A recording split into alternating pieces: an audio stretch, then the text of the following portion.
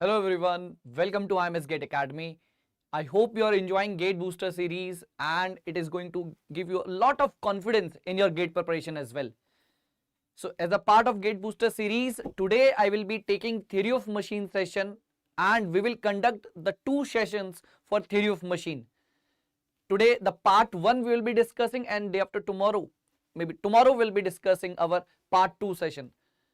We will be covering all of the topic in detail and as well as we will see the important concepts. We will not only solve the questions, we will discuss the concept around that particular problem as well, so that it will be just a revision for you as well as the good quality question practice.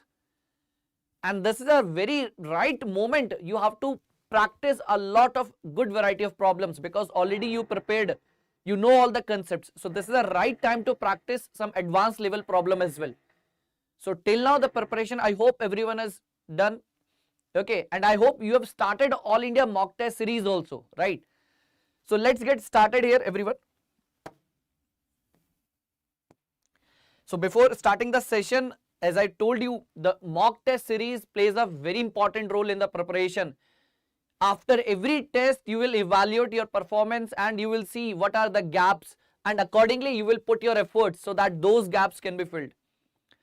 So from the IMS Gate Academy team, we are offering the test series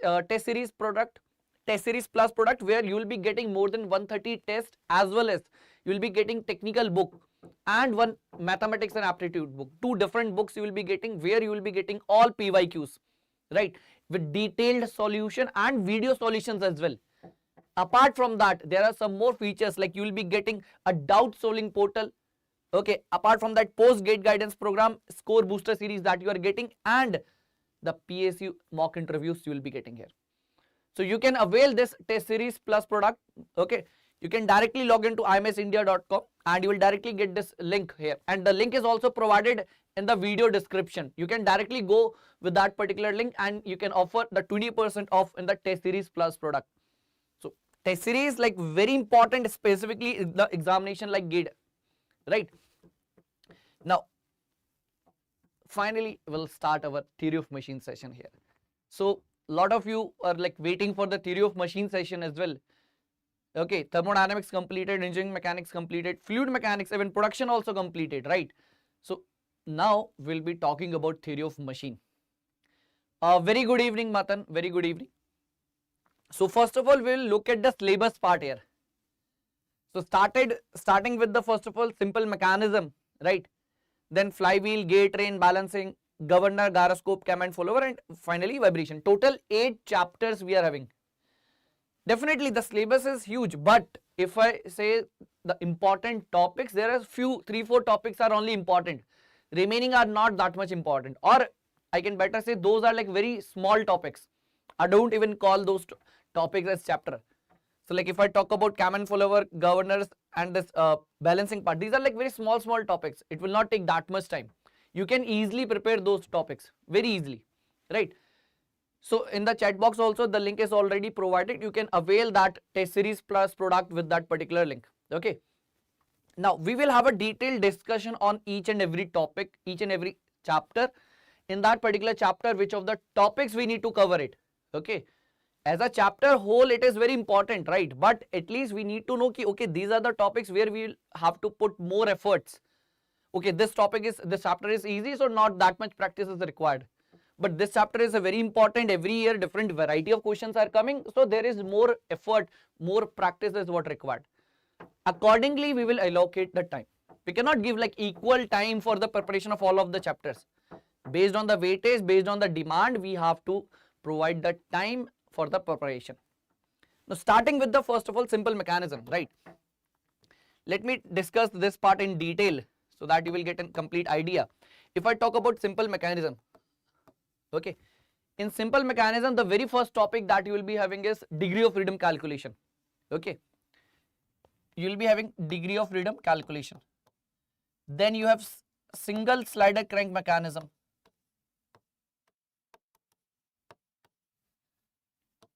Single slider crank mechanism. Where we'll be talking about crank slotted quick return motion mechanism, Whitworth quick return motion mechanism. We have 4-bar mechanism. With 4-bar mechanism, we have Greshoff's law. In 4-bar mechanism, there is a law called Greshoff's law. Already many times the question has been asked. So degree of freedom calculation, 4-bar mechanism, single slider crank mechanism, then we will have velocity analysis.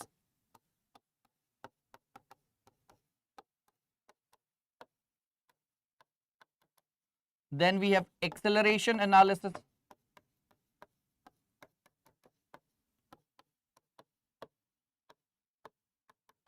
Then we have acceleration analysis. And finally, the kinematic and dynamic analysis. Okay, kinematic and dynamic analysis.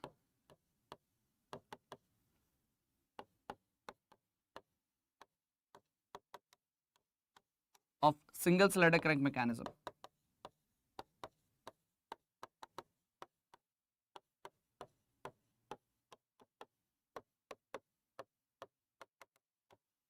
So these are the all important topics that we have in our theory of machine chapter 1st, simple mechanism, right? And from every topic question came in the GATE examination. So that's why simple mechanism is one of the most important chapter in theory of machine, right? So we will have a detailed discussion of on all the topics, right? We will discuss all of the topics here so that you will have complete idea. You should have a complete idea, okay, from this topic which kind of question will come. Already we have seen in the GATE examination, but we will solve some different variety of problem also, so that you will get a confidence also on those particular topics, right? So this GATE booster session will be very much helpful for those students who already prepared and also who have prepared but they are not getting that much confidence, because detailed discussion on every question will be having, right? So today we'll talk about simple mechanism, we will talk about flywheel, we will talk about gate train as well. In the next session, that is will be on the tomorrow Sunday, same timing 5 to 8, we'll be having balancing, governor, gyroscope, cam and follower and vibration. So all those remaining topics we'll be doing in the next session, okay? But as of now, we'll talk about simple mechanism, in which we'll discuss this topic, then flywheel and gate train, okay? But as a whole theory of machine, if I have to say which of the topics, which of the chapters are very important, the very first chapter is simple mechanism itself. Then we have gate train. Then we have vibration. So if you ask sir ki, okay sir, I have not prepared that much theory of machine part, which of the chapters I should focus? You should focus on simple mechanism, gate train and vibration. These 3 chapters you have to prepare. If you have not prepared till now, let's suppose some of the students have not prepared theory of machine. So what they can do, they should not prepare whole of the syllabus here. They should not prepare whole syllabus of theory of machine. They should focus on simple mechanism, gate train and vibration only. These are the 3 chapters you should focus. But if you have prepared only, then you should practice some balancing problem, you should practice gyroscope problem, you should practice governor problem, all those topics you should prepare. But as the time is limited and you want to cover the subject also, until now you have not done anything, so these are the 3 chapters that you should focus, that's it. Because every year question will come from simple mechanism. Every year question will come from gate train, specifically epicyclic gate train, and finally vibration. In vibration, which topics are important? All of the topics are important. Whether it is logarithmic decrement, natural frequency calculation, force vibration calculation, all of the topics are important. Transmissibility ratio, magnification factor, all topics are important in vibration. So you should not ask in vibrations which topic I need to prepare. All topic. Everything in vibration is important, because we don't know from which topic the question will come. So we should prepare completely vibration, we should prepare completely simple mechanism, we should prepare completely gate train. These 3 chapters only you should prepare if you have not prepared that much in theory of machine part. Okay, and easily you can do it. You have like almost 1 month, you can easily do these 3 chapters. At least these 3 chapters you should prepare for the GATE examination, right? We'll start the session, okay, with the simple mechanism topic. So these are the topics that I have mentioned are for the simple mechanism, okay? So focus on all the topics here. Or you can note it down all those, so you can note it down these topics as well. Detailed discussion we'll be having on every subject, right? Every chapter, like simple mechanism I have done, then flywheel I will talk about, and then gate train. And remaining chapters we will discuss in tomorrow's session. Now, so the first question that we'll discuss is the degree of freedom calculation part. Everyone, should solve, and please mention your answer in the chat box. Okay, I'm waiting for your solution here. Please mention your answer in the chat box, everyone.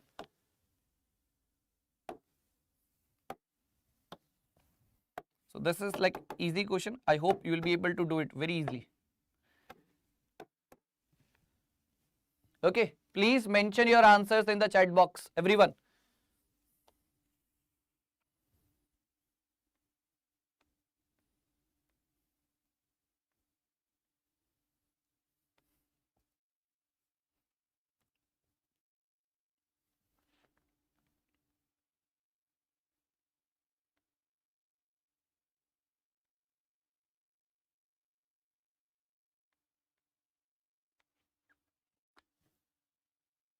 So degree of freedom we have to calculate, and for degree of freedom, which relation you are using? Kutzbach equation. Okay, so you should be clear about the number of links, you should be clear about binary joint, you should be clear about the higher pairs. Okay, all those basic information you should be having, then only you will get the answer of degree of freedom. Even if you know the formula, but if you are not able to find out the number of binary joints or higher pair, all those things, then there is no use of formula. So that's what the basics are very important. Okay, tell me what will be the answer, everyone. So degree of freedom calculation part we will do first of all. So if you have solved, please mention your answer in the chat box.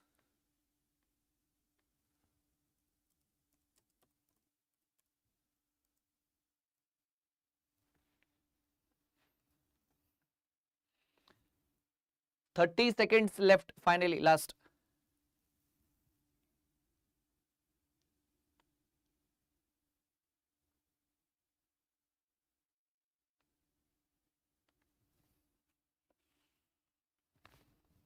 Last 15 seconds. What do you need to do first of all? Number of links you have to find out, right? Number of links you have to find out first of all.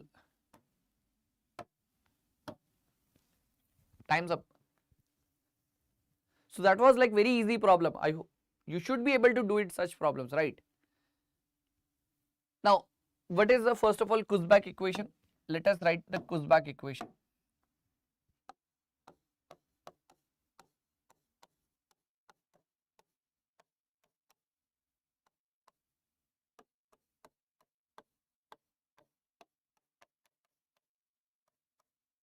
Kutzbach equation. So degree of freedom calculation, we will be using this Kutzbach equation, which is 3 into n minus 1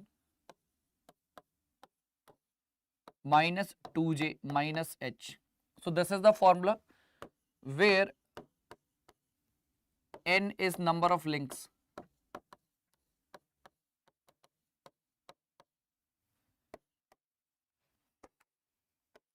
j is number of binary joints,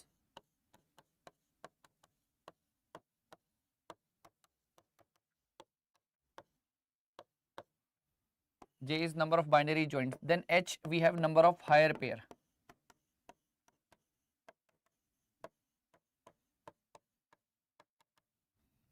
Right, this is the formula we are having. Now first of all, number of links we have to identify. Okay, number of links. So wherever it is fixed, we will mark as 1.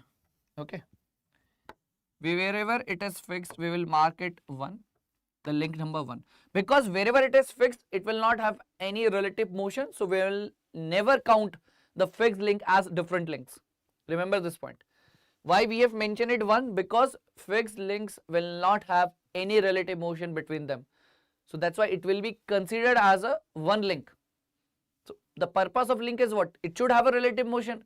When these are not having any relative motion, these will be considered as single link itself. So link 1, then link number 2, link number 3, this is link number 4, this is link number 5, this is link number 6, like this. Clear? Total number of links we have mentioned 1, 2, 3, 4, 5, 6. And then finally total number of links is 6. Now very important point here next that we have is the joints, binary joints. Binary joints means there will be a connection between two links. So 1 and 2 connection is there, so one binary joint. 1 and 4, one binary joint.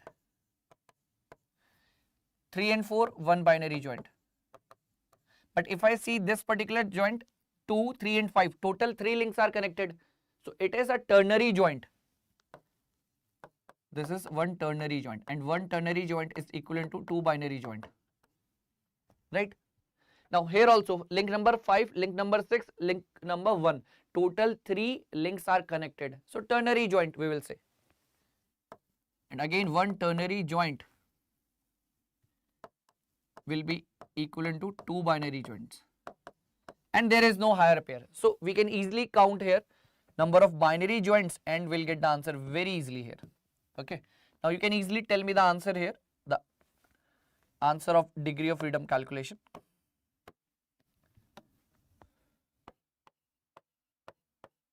Degree of freedom calculation answer. With this formula, I hope you will be getting the answer very easily. So tell me your answer here.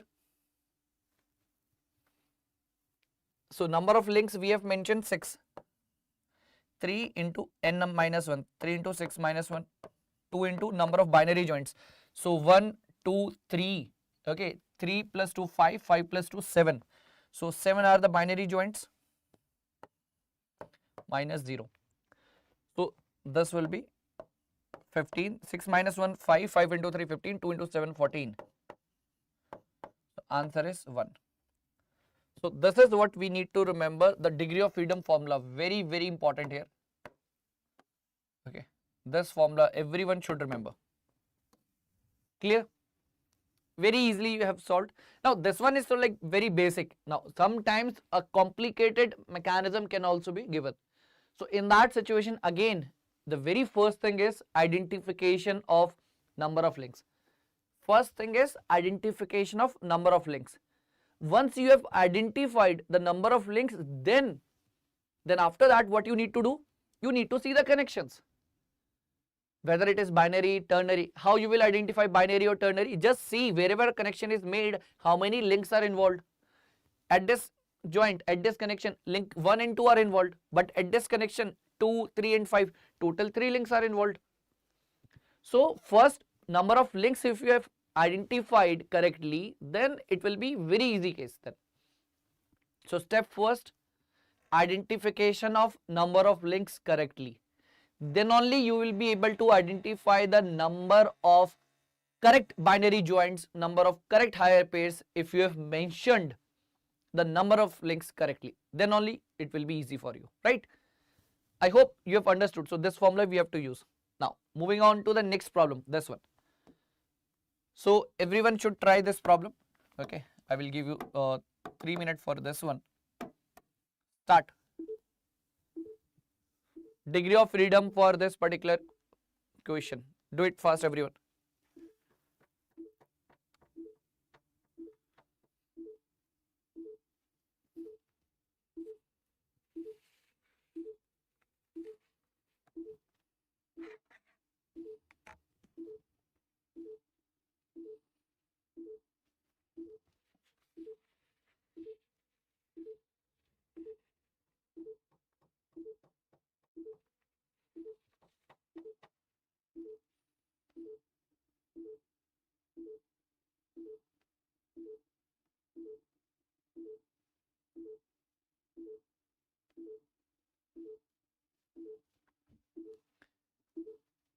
Try everyone fast this particular problem. Number of links you have to identify first of all. After finding out the number of links, then find out the connections. Binary joint, ternary joint, like that. And then put the values in the formula.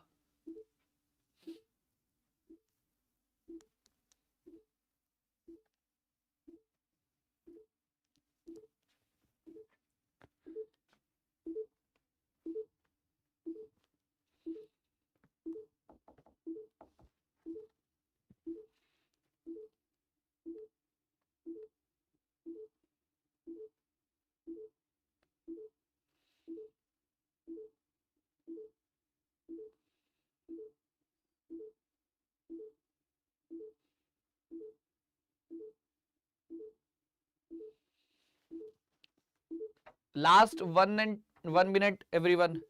Last 1 minute you're having. Identification of number of links, first of all. Okay. So sometimes from the diagram you might think, okay, this kind of question is difficult. It seems to be difficult, but actually it is not. Just focus on the number of links and then the connections, how the connection has been made, how many links are involved. All those basic things we need to focus.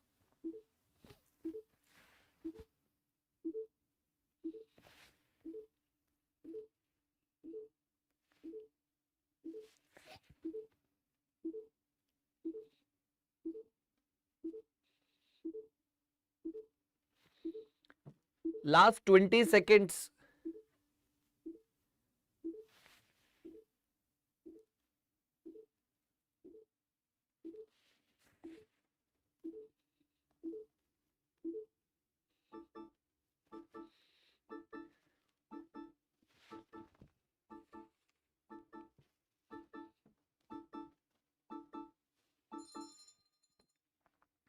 Now, please try to understand again.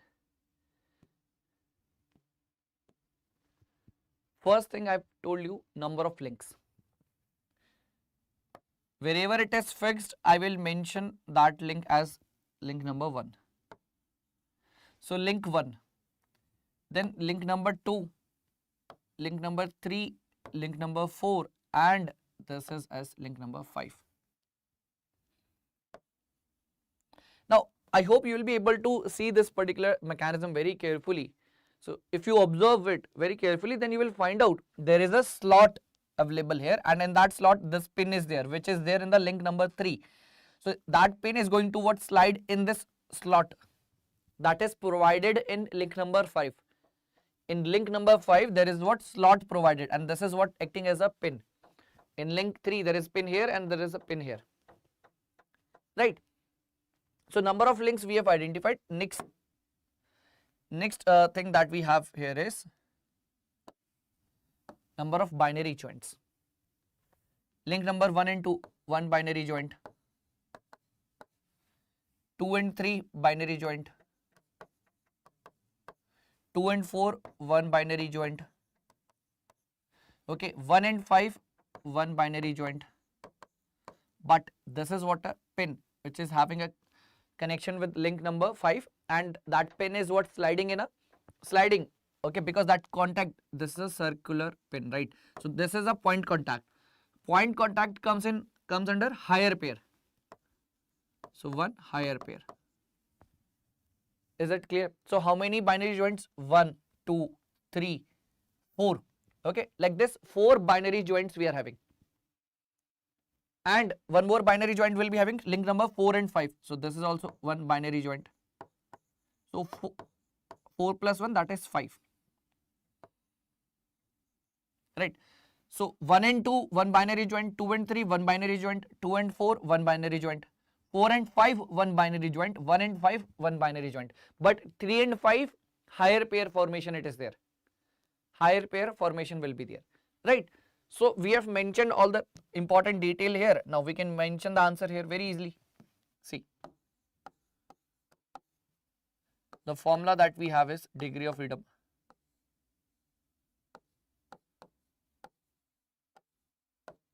Three n minus 1 minus 2j minus h.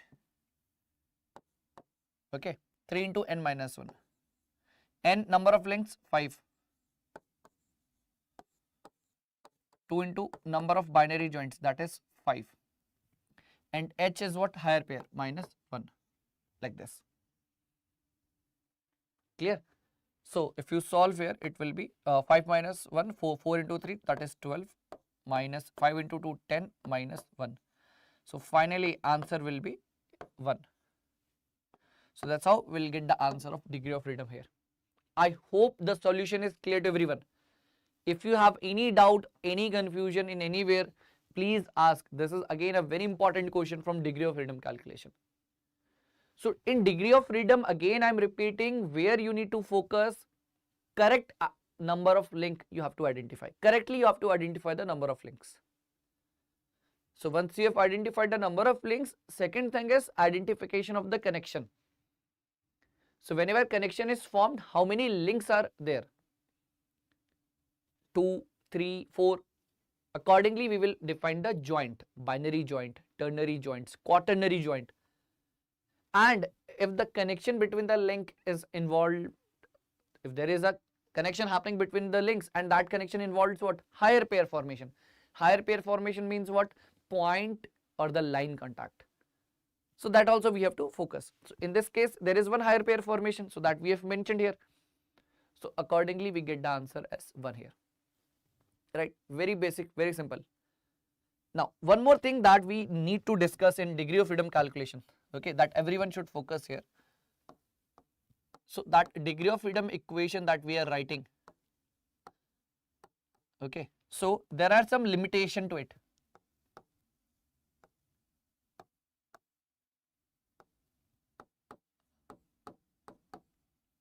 Okay, so this is called as Kutzbach equation.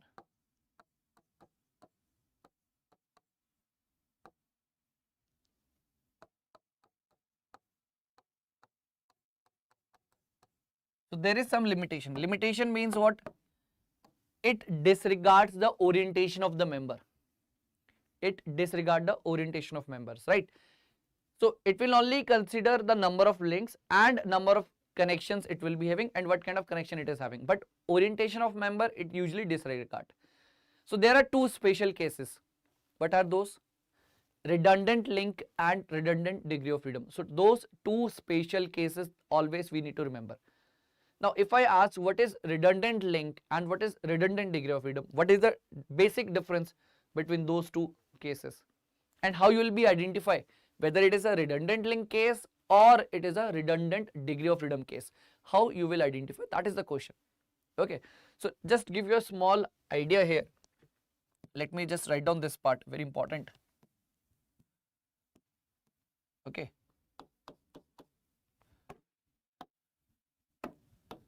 See, redundant link. So this is a special case, right? So this is a special case we are having. Redundant link is that particular link which do not produce any extra constraint in the mechanism. Which do not produce any extra constraint in the mechanism. Which means whether that particular link is there in the mechanism or not, it is not going to affect the mechanism itself. So when it is not going to affect the mechanism by any means, so there is no point in counting that particular link in the mechanism. So that's why such kind of links we will call it as redundant link and we will ignore. Okay, we will just ignore that particular link and then we will calculate the degree of freedom. Okay, we will not consider that redundant link while doing calculation of degree of freedom. Right, so this is very important. So in redundant link, you should remember this point. Link which do not produce, link which do not introduce, should write like this.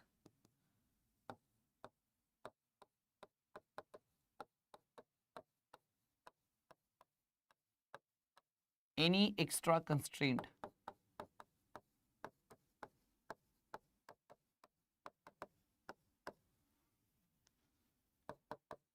in the mechanism.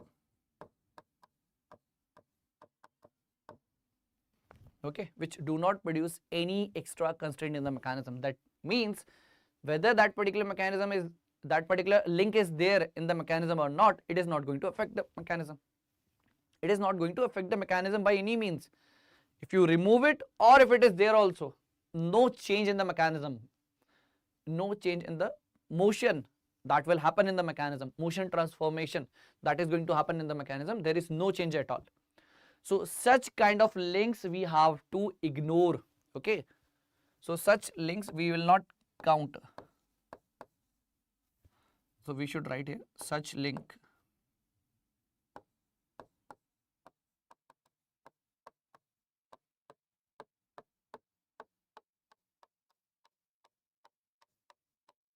such links are not counted for calculation of degree of freedom.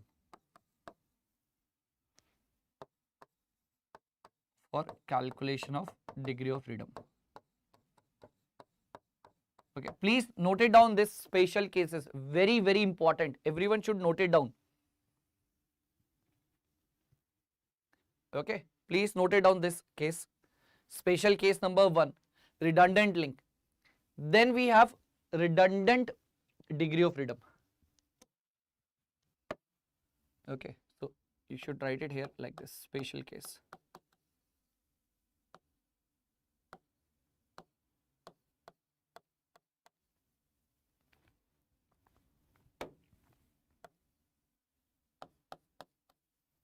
So next special case that we have is redundant degree of freedom.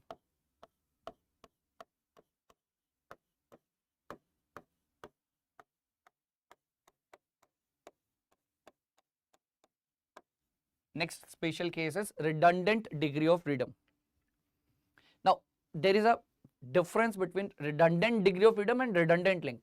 Redundant degree of freedom means if there is any link which is there in the mechanism and it is going to have a motion, but that motion is not affecting the other part of the mechanism. Basically, we can say a link is moving without affecting other parts of the mechanism.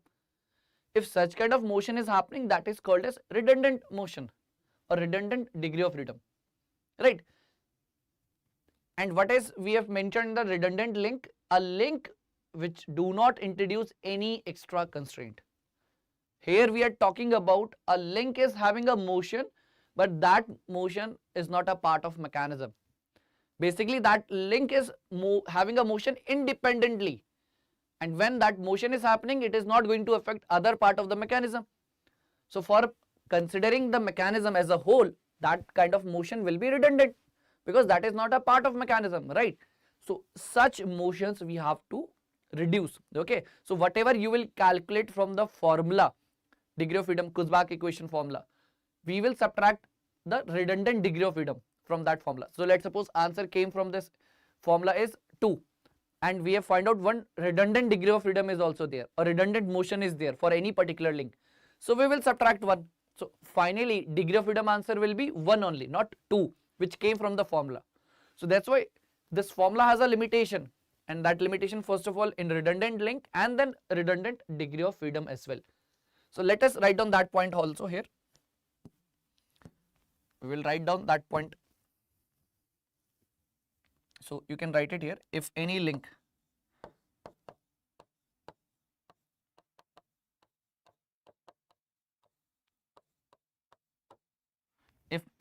is moved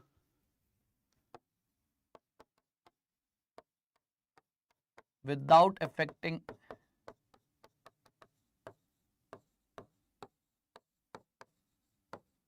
any other part of the mechanism,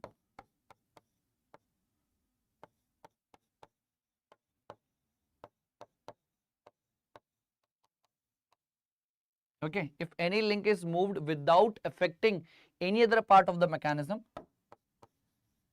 then such motions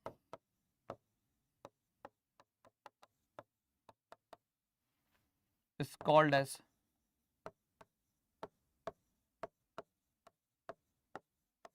redundant motion. Such motion is called as redundant. So what we need to do, we have to subtract that number of motions. So finally answer, for example, as I've told you, from relation from this Kurzbach equation, answer came 2.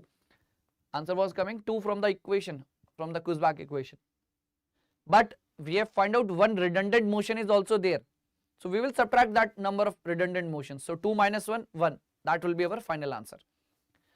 So remember these two special cases, and in these two special cases we have to take care of the redundant link and redundant degree of freedom. Don't confuse between these two special cases. I hope this point is clear. Redundant link is different, redundant degree of freedom is different. Complete, there is a difference between both the special cases. Link will be called as redundant if that link is not giving any extra constraint in the mechanism. Whether that link is there in the mechanism or not, mechanism is going to behave in the same way. While redundant degree of freedom means any particular link, any one link can have a motion, and that motion is not a part of mechanism. Why? Because that link is having a motion independently. It is only going to have a motion, other parts are not affected by that motion. So such motions will be called as redundant degree of freedom. So those motions we will subtract from the final answer that we get it from the Kurzbach equation. Okay, and one more thing is there, that is Grubler criteria. That also you should remember. Grubler criteria means we have a degree of freedom 1 without any higher pair. So just you need to put degree of freedom answer as 1 and higher pair as 0. You will be getting a Grubler criteria. Okay, that also you should remember. Done? Till this point, everyone, is it clear? Now moving on to the next one. This question. Again, very, very important. Till now, I'm telling you, till now, this question has not been asked in the GATE examination. It was asked related with this one. Many times the question has been asked in engineering services mains, okay, UPSC mains conventional examination. This kind of question already has been asked. But in GATE, they have not asked till now. Till now, they have never asked such questions. So please take care that such kind of question will be, like we can say, expected questions in upcoming GATE examinations. Okay, so everyone should try and tell me your answers. So I've given the 5 minutes. You can easily try and let me know about your answers in the chat box.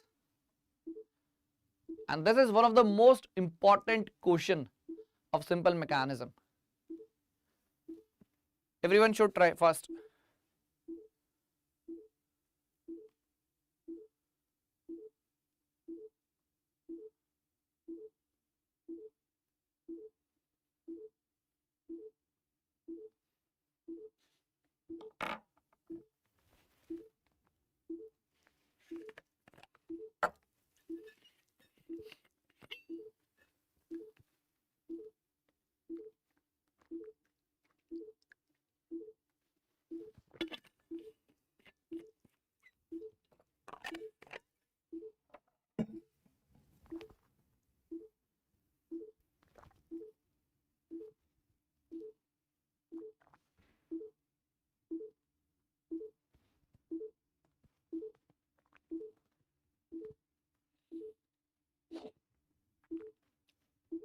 Crank slotted quick return motion mechanism, right? In that quick return motion mechanism, we have to find out the ratio of maximum velocity during return and maximum velocity during forward motion. That is cutting stroke actually.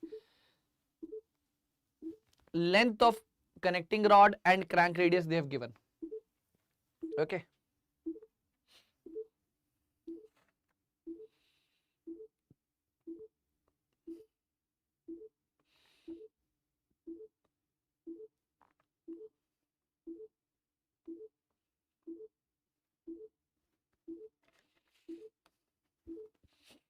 And obviously, if it is a quick return motion mechanism, so maximum velocity during return stroke will be much more compared to the maximum velocity during forward motion.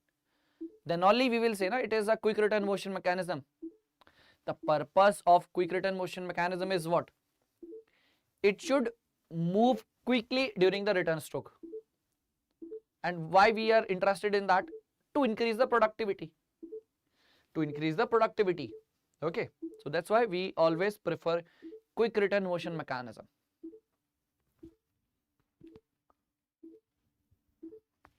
Okay.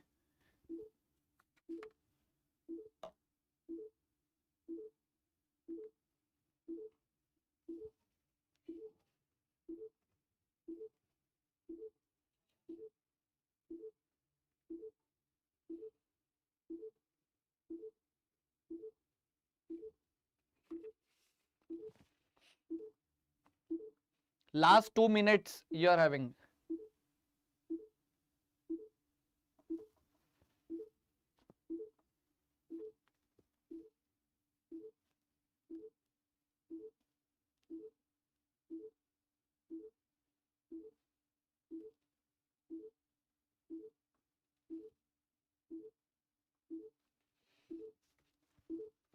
One minute 30 seconds finally. Because maximum time they will ask the quick return ratio. And you have seen that question also in previous year examination. GATE PYQ questions you have seen. quick return ratio. So that is different, and this is what different we are having.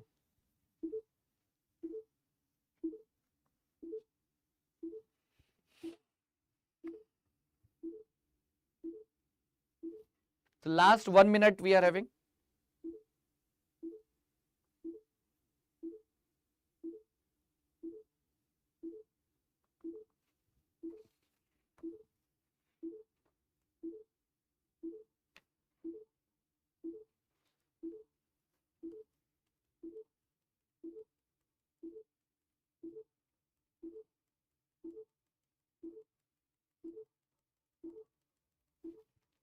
Last 30 seconds.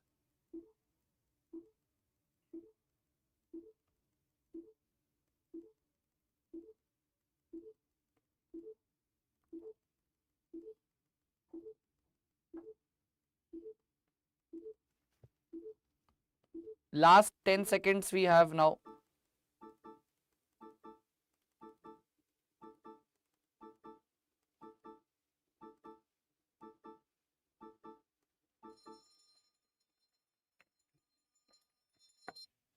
See, first of all, the mechanism we need to understand here.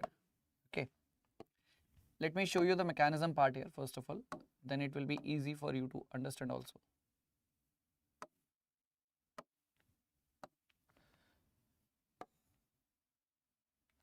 Right. So let's suppose this is the connecting rod we are having. Okay.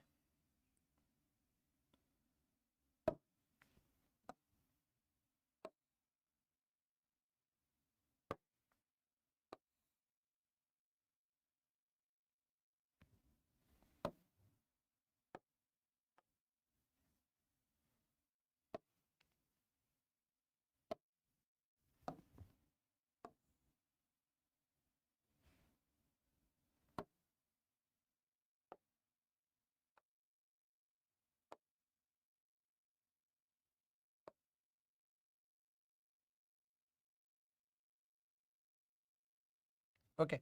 So now see. Here we are having the slider.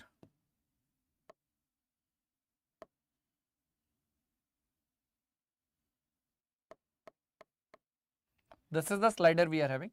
Now, this is what crank and slotted quick return motion mechanism, but how it is going to connected here with the tool here for cutting operation. There will be a tool.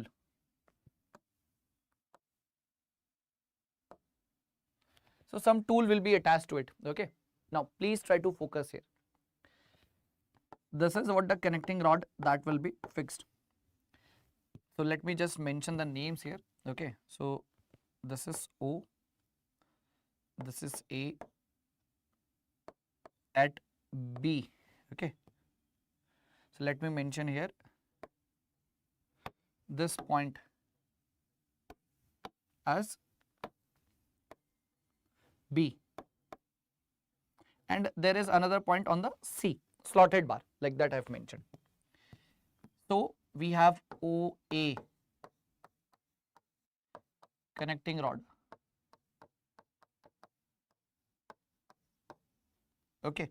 Then AB we have crank.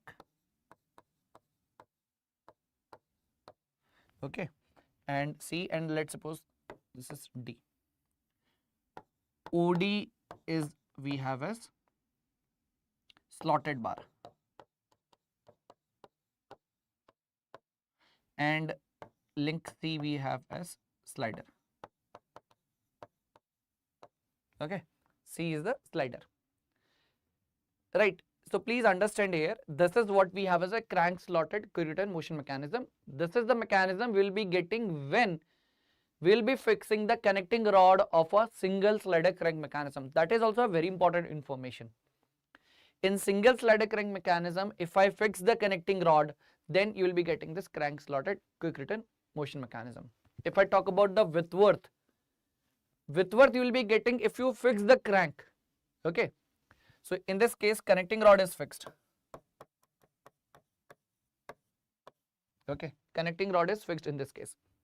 Now what they are asking, the maximum velocity during return and maximum velocity during forward motion. So maximum velocity for that particular tool actually they are asking. Okay. So maximum velocity means that, okay, this motion is what? Totally dependent upon the motion of this point actually.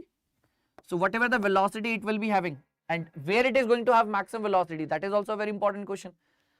Okay, so this motion of this particular tool depends on this one. Okay, depends on this velocity of the slotted bar, this point. Now you need to understand, first of all, crank we are providing the rotation. Okay, what slotted bar will do? It will oscillate here like this. It will oscillate like this about point O. About point O, slotted bar is going to have a oscillation.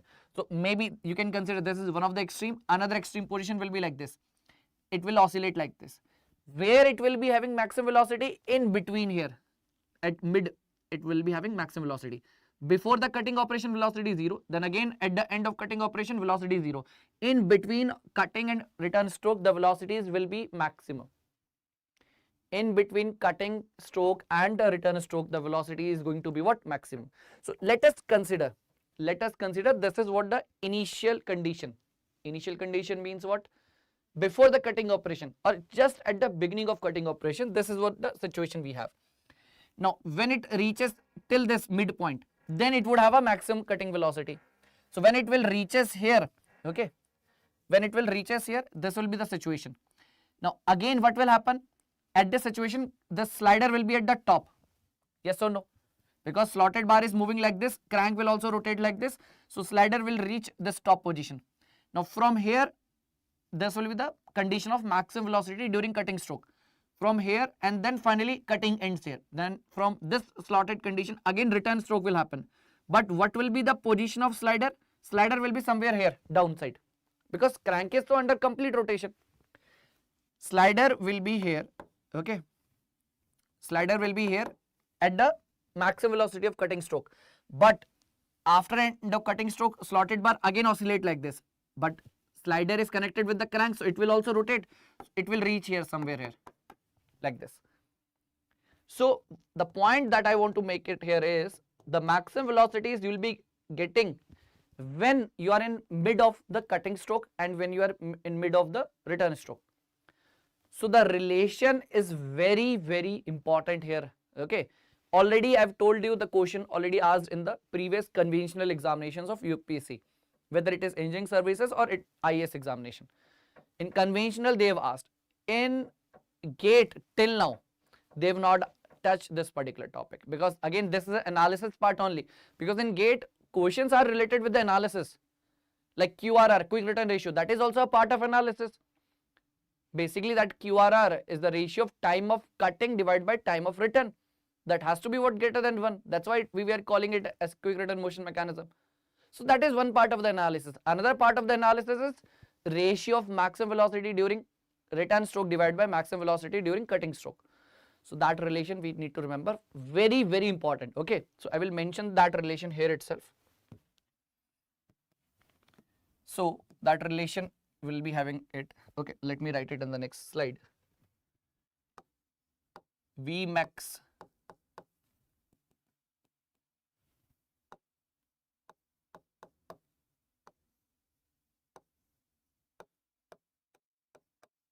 during return stroke divided by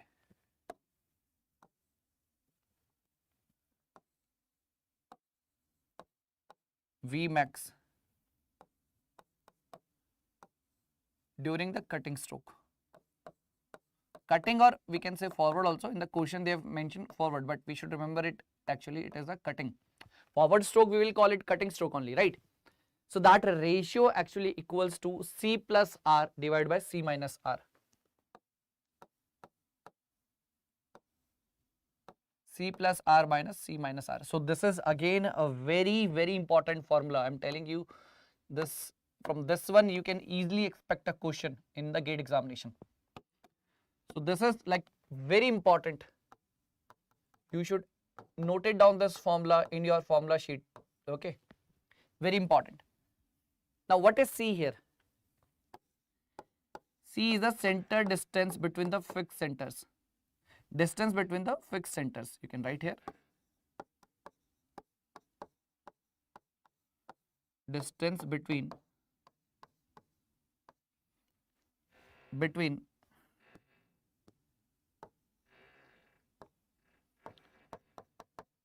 fixed centers. Distance between fixed center, and r is our crank radius.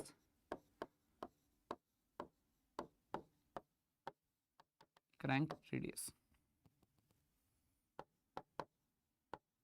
Okay, crank radius. And also you can mention here the connecting rod length.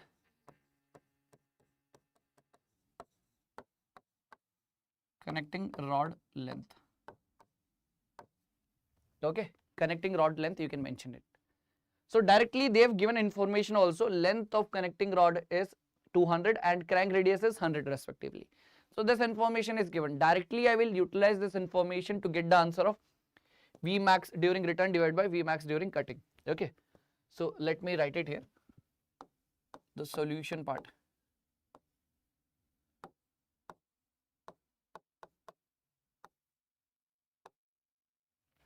During return.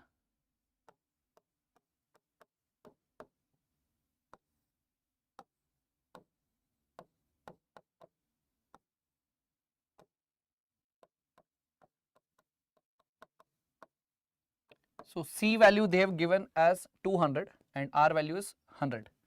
So 200 plus 100, 200 minus 100. So that finally comes out to be 3 is the answer. 200 plus 100, 300, 200 minus 100 is 100 only. So finally answer will be 3. Okay, so this is what we have the answer here for this particular question. Okay, and here one more point you can notice here, that velocity V max for the return stroke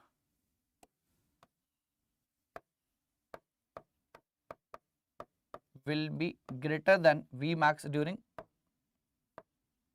cutting stroke.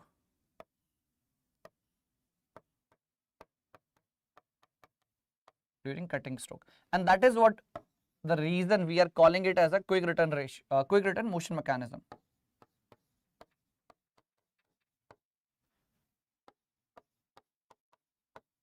Quick return motion mechanism.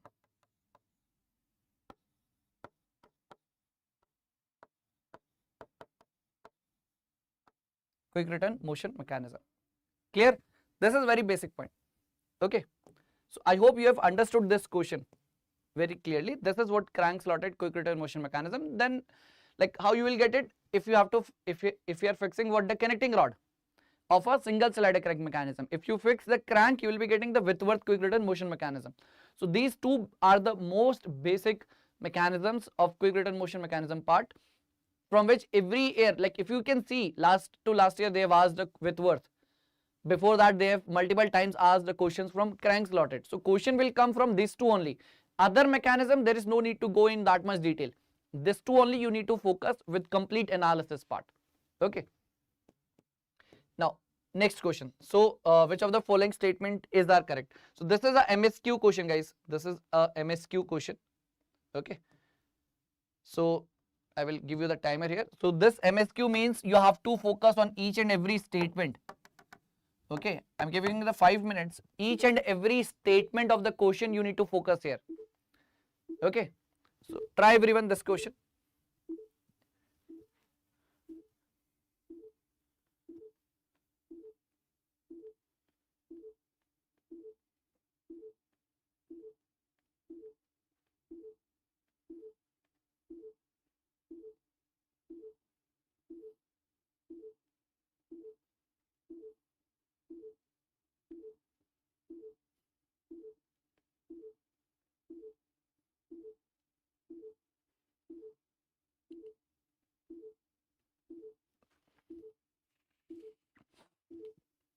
In MSQ questions, guys, please focus that we have to see each and every option, and there is no partial marking. Let's suppose 3 options are correct and you have mentioned only 2 correct, so you will be getting 0 only. You will not get the partial marking because you have mentioned 2 correct out of 3. No, it's not like that. 0 marks you will be getting. So that's why please focus that. Important point is you have to focus on each and every options. All 4 options you have to focus. And how you will get to know that it is the MSQ question? Just by reading the statement itself. Which of the following statement is /R? From this point itself you can understand it is an MSQ question. Okay. So try everyone. Again, crank slotted quick, okay, crank slotted lever quick return motion mechanism they have mentioned.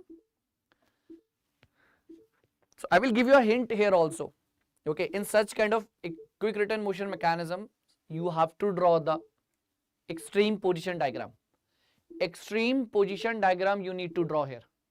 So if you have drawn the extreme position diagram, then all of that information they are asking, or any of the information basically, you can easily solve without any difficulty. So you have to remember the extreme position diagram.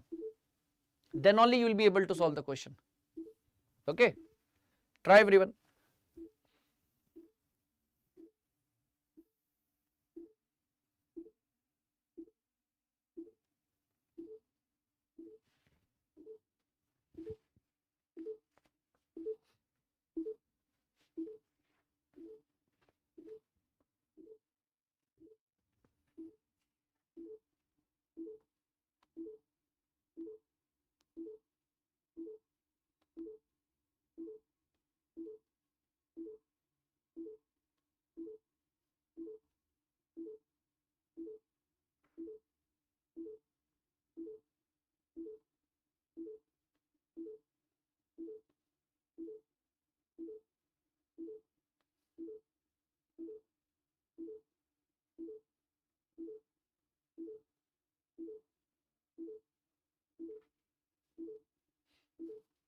Last 2 minutes, everyone.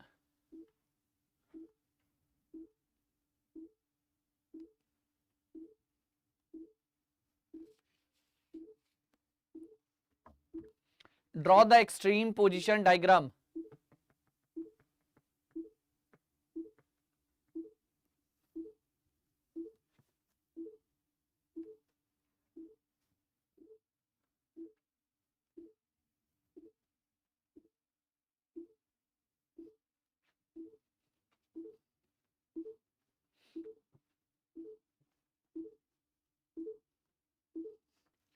Read every statement. Like option C, they have mentioned inclination of the slotted bar with the vertical.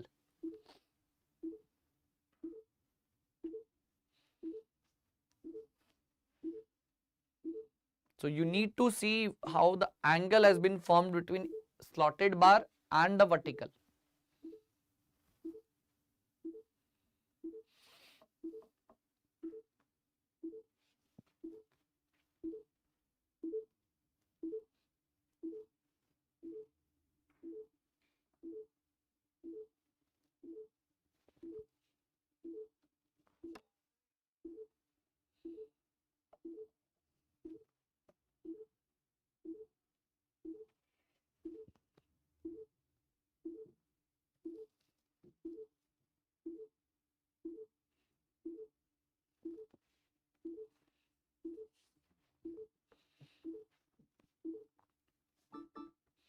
Last 10 seconds.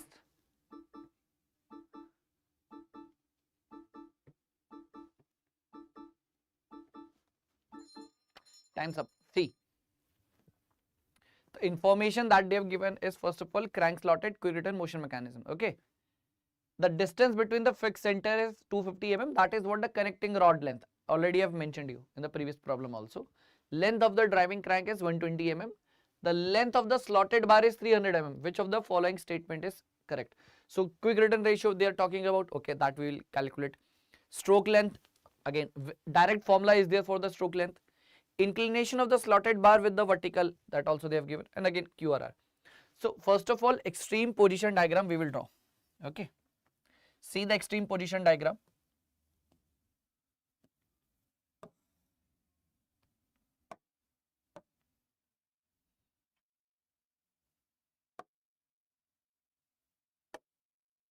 Okay. Now see.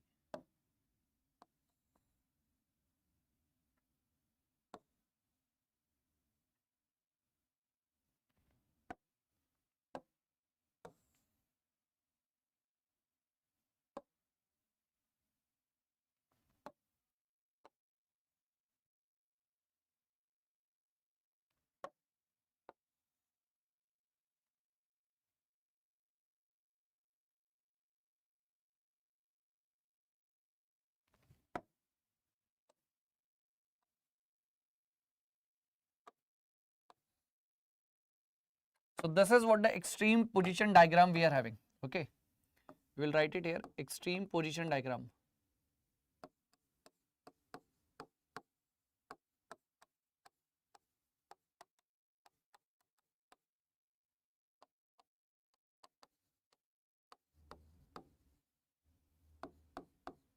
Extreme position diagram, right? Now please understand. So let us mention this angle as beta by 2. Okay, and this angle we have is alpha. Cutting stroke angle is alpha. Beta is our return stroke angle. So this is beta by 2, this is beta by 2. Alpha plus beta, 360 degree it is there. Okay. Now, obviously, connecting rod will be fixed in crank slotted quick return motion mechanism. Okay, so let us give the name here so that it will be easy to identify. Right. So let's suppose this is O, this is A, this is, let's suppose, B. Now we'll mention all the details here. Connecting rod they have given 250. It means connecting rod distance they have given as OA, 250 mm. This is they have given. Connecting rod 120, that is AB. Sorry, crank radius AB is the crank radius, that is 120 mm. And then we have is length of the slotted bar 300 mm. Okay, we can mention that as directly length of slotted bar.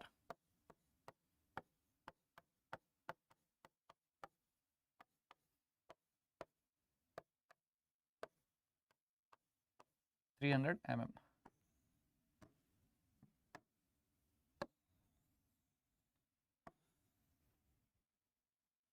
Right. So this is what the information they have given. So first thing is quick return ratio that we can easily find out. Okay. In quick return ratio, one more important thing that everyone should understand here.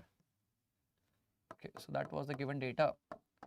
Quick return ratio is actually the time during cutting stroke.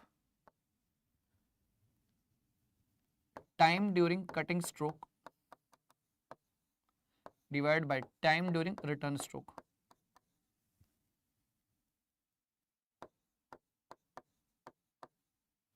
Time during cutting stroke divided by time during return stroke, and that actually equals to angle during cutting stroke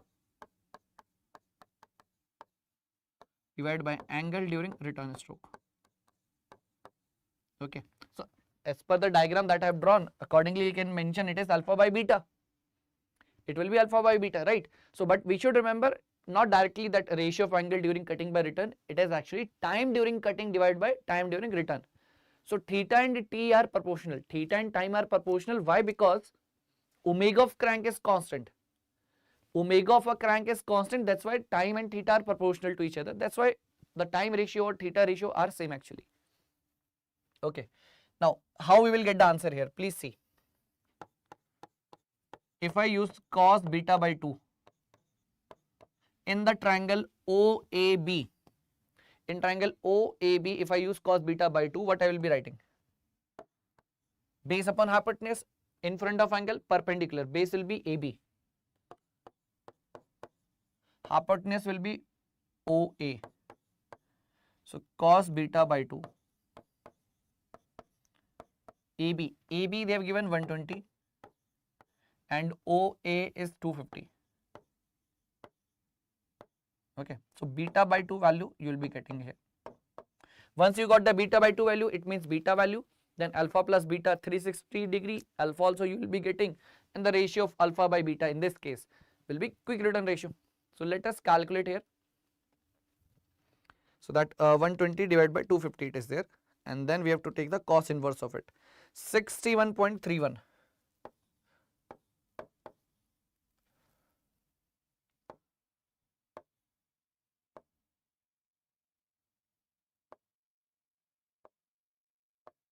(61.31 degree). This is the beta by 2 value. Now from here you will get beta value. Okay, so 61.31 multiplied by 2, that is 122.62. And as we know that alpha plus beta is 360 degrees. So we'll mention it here.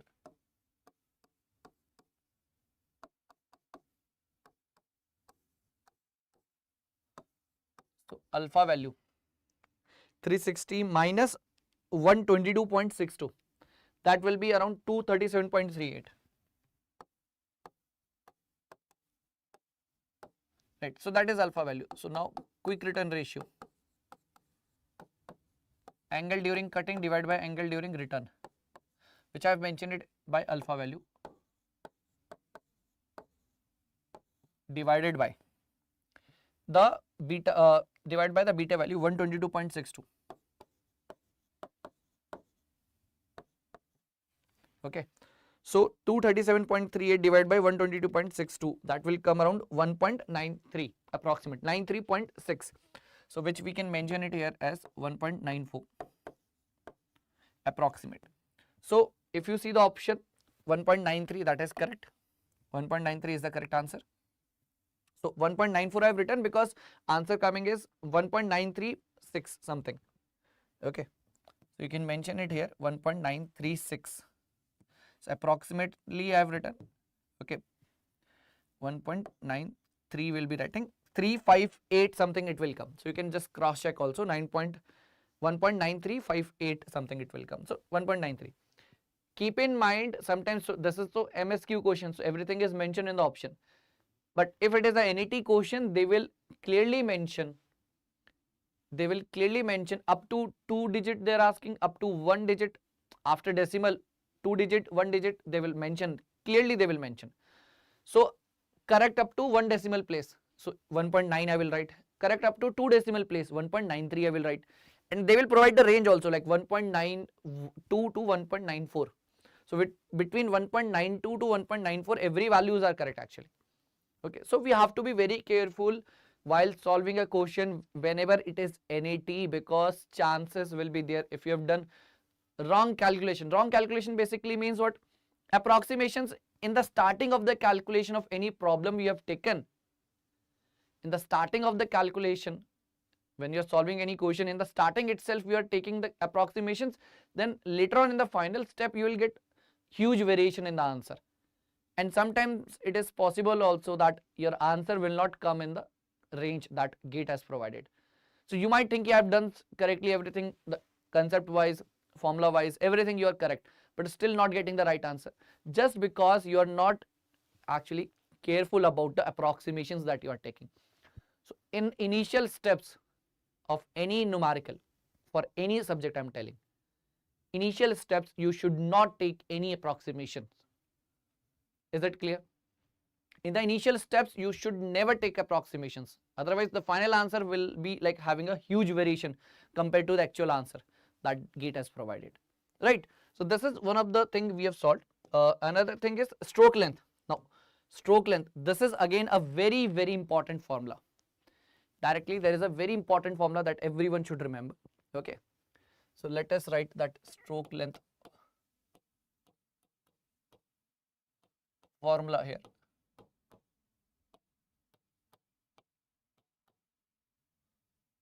So that formula please write it here. 2 into length of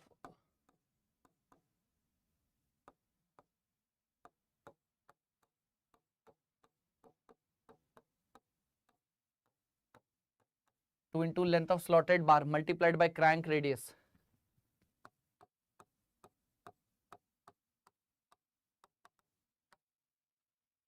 divided by length of connecting rod.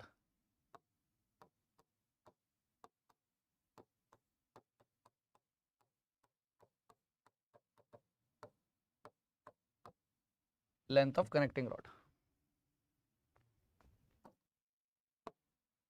So please remember this formula, again very important. So everyone should calculate and tell me your answer. Length of slotted bar multiplied by crank radius divided by length of connecting rod. So all the data is already provided. Okay, all of the data is already provided in the question. Slotted bar length they have mentioned, na? Yes, 300. So just put the values. 2 into length of slotted bar 300 mm. Crank radius, crank means AB, that is 120. length of connecting rod, that is OA here, that is 250.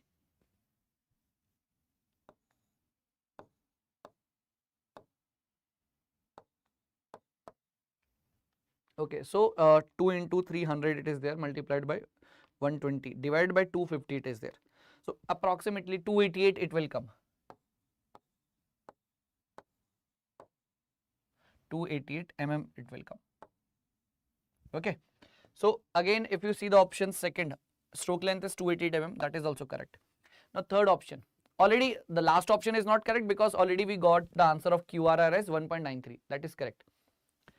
Inclination of the slotted bar with the vertical, they have given 28.68 something. So slotted bar is this one of the extreme position, another extreme is this one. So angle of this slotted bar from the vertical. So which angle they are talking about here? Please see. They are talking about this angle. And this angle is nothing but the 90 minus beta by 2.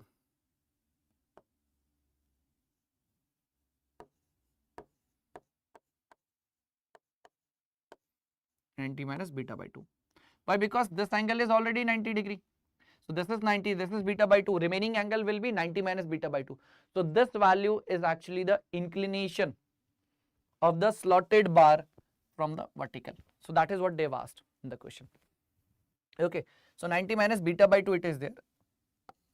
90 minus beta by 2. Beta by 2 value is 61.31.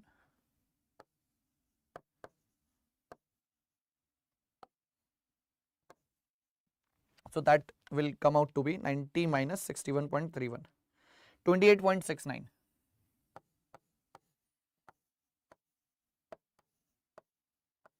Okay, 28.69 is the answer here.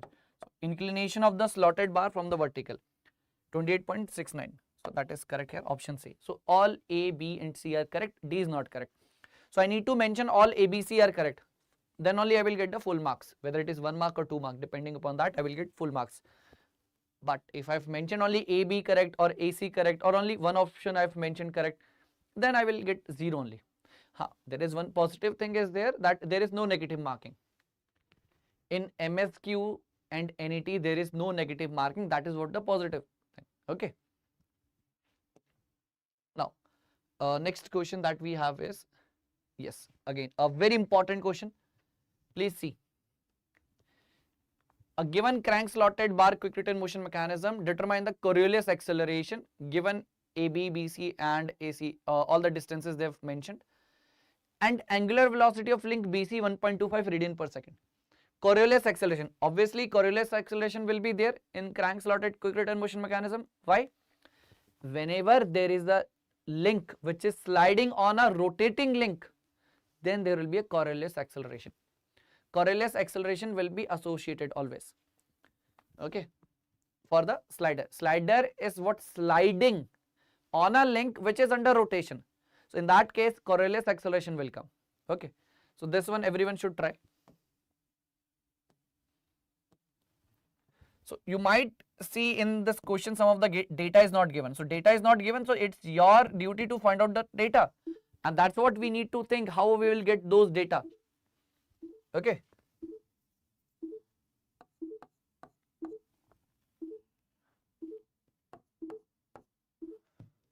So just one hint I want to give you. Coriolis acceleration formula is 2 into velocity of slider multiplied by omega of rotating link. 2 into velocity of slider multiplied by omega of rotating link.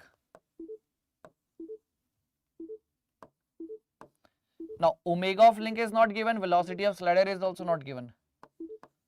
So you have to think about how you will get velocity of slider, how you will get the omega of rotating link. All those things you have to think about it here. Okay. So try everyone this question, very important.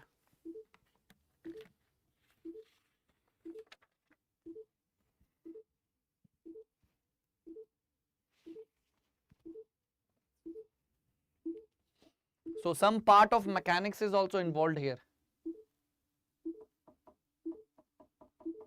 Velocity of slider and omega of rotating link. This angle is 90 degree in this case. Omega of which link? If I have to say because slider is on the link AC. Vs means velocity of slider.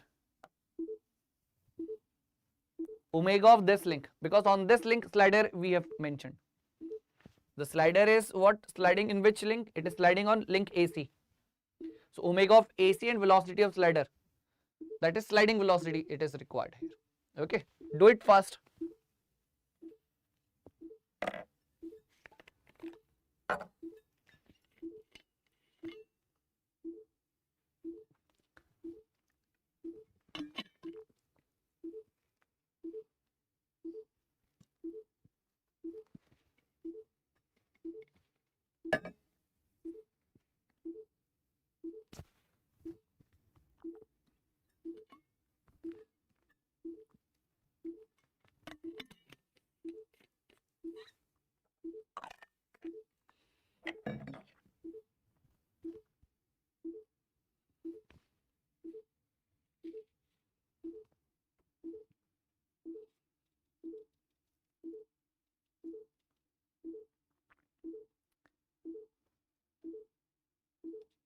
Velocity of slider, angular velocity of link AC, these are the very important points here.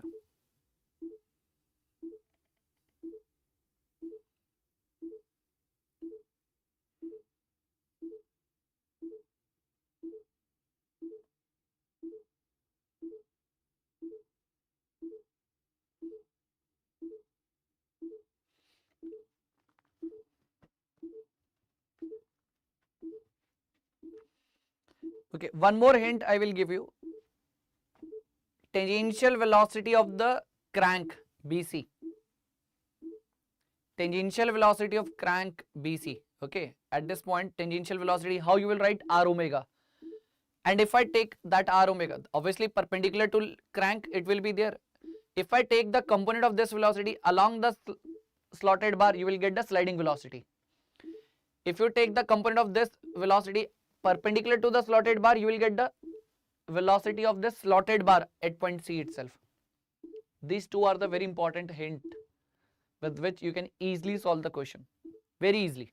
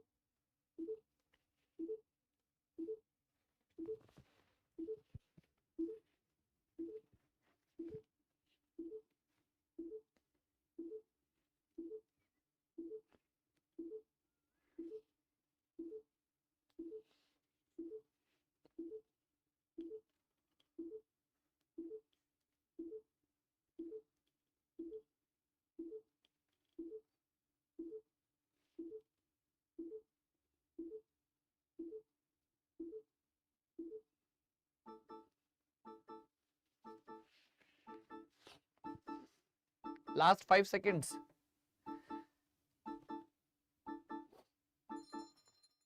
Now see, this was really a very good question. Okay.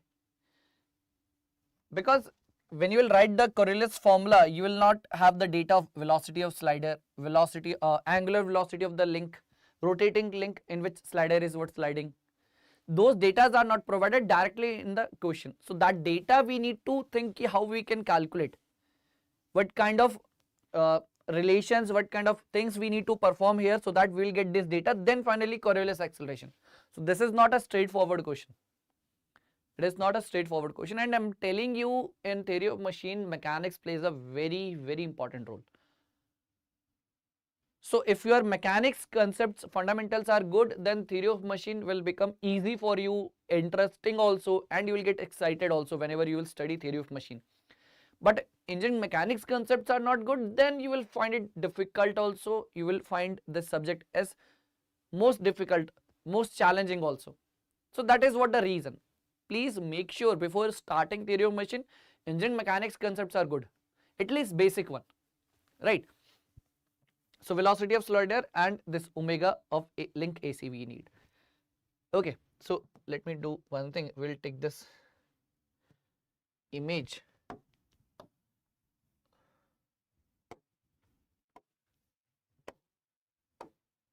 see.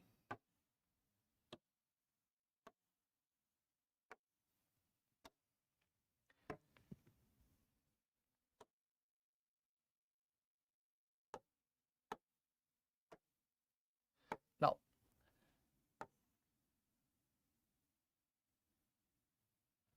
this is what the velocity will be writing. Velocity of the crank. Okay, so how I will write this is, okay, directly I will write this link BC multiplied by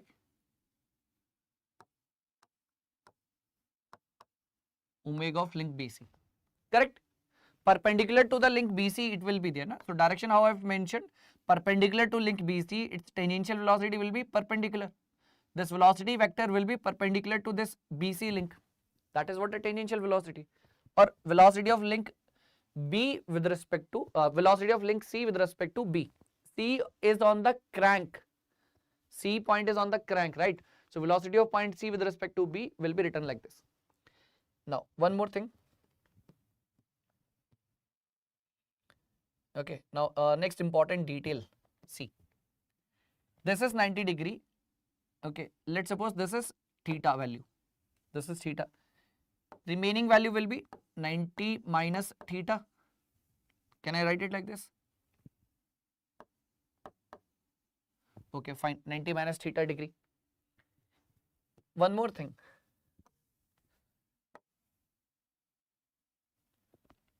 Now, this is the velocity vector for point C taken from point A. Velocity of C with respect to A. Perpendicular to link AC it should be there. So that's why I have drawn like this. So this one will be written as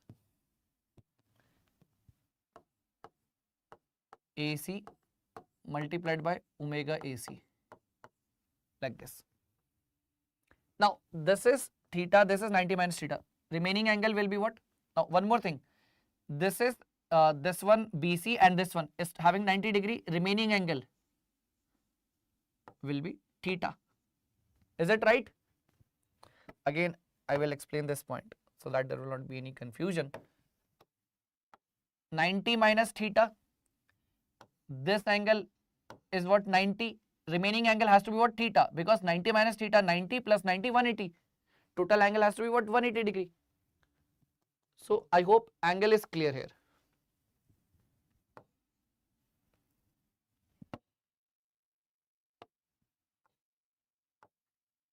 This is theta. Now, can I say, very important point here. See, velocity of a slider is nothing but the cos component of this velocity. Velocity of slider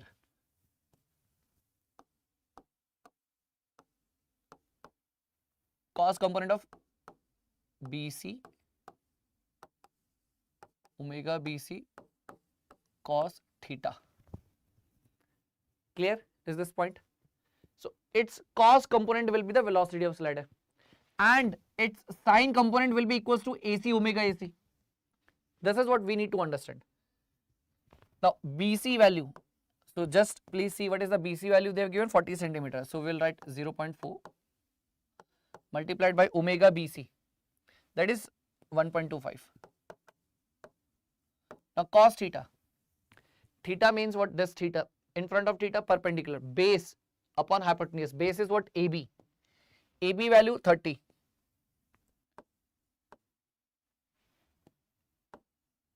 Base upon hypotenuse. Hypotenuse was AC. AC value is 50. 30 by 50. So if you solve here, you will get the velocity of slider. So let me just calculate this part. So 30 divided by 50 it is there, multiplied by 1.25 multiplied by 0.4. So that comes around 0.3 meter per second. Now next thing, its cos component is velocity of slider, its vertical component, that is sin theta component, will be equals to this one. So next we will write AC omega AC equals to sine component of this BC omega BC.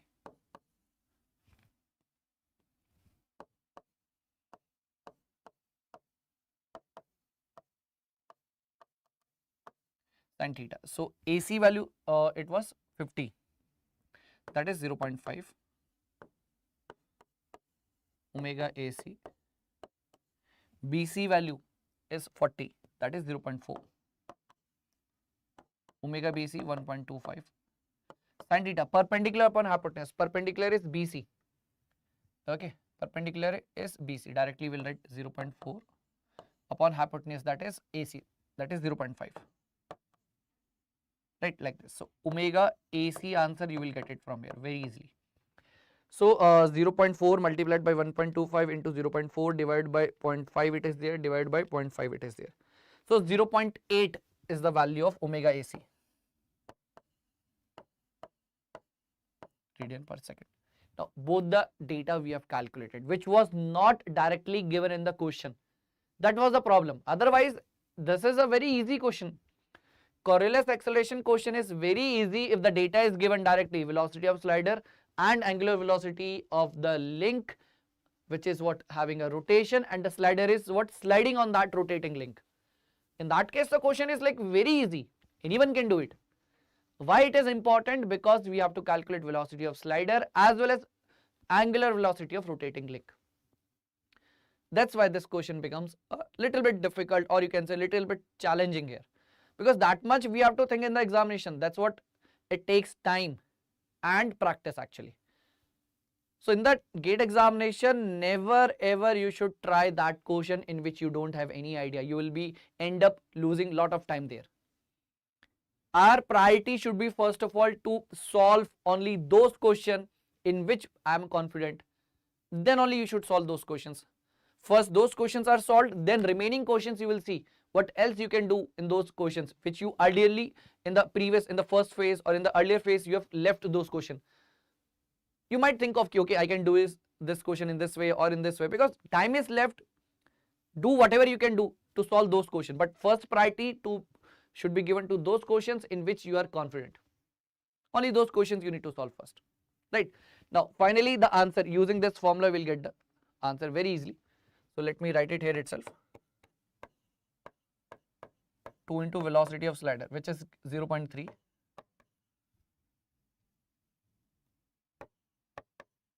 multiplied by omega AC, that is 0.8.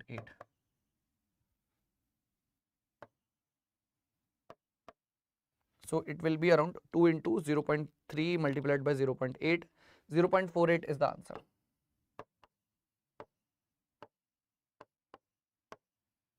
.48 meter per second square is the answer for this Coriolis acceleration question, right? Now next, okay, next find the angular velocity of link BC here. Again a very important question from velocity analysis. Okay, so everyone should try this question as well. Everyone should try angular velocity of link BC. So we have two methods, eye center approach method and velocity diagram approach method. With velocity diagram also you can solve it, and it would be like very easy if you solve it with velocity diagram. Okay, so do whatever you want to do it. You can use any method, but let us consider with velocity method we are solving it. So then tell me your answer. What will be the answer in this case you will be having?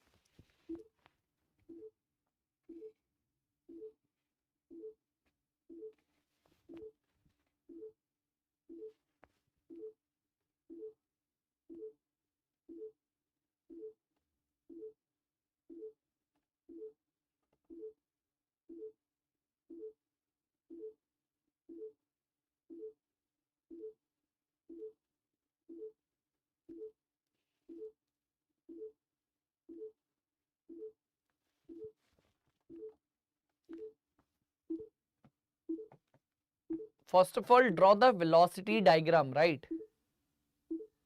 Draw the velocity diagram. Link AB rotating at 1 radian per second, anti-clockwise direction. So this is what they have given.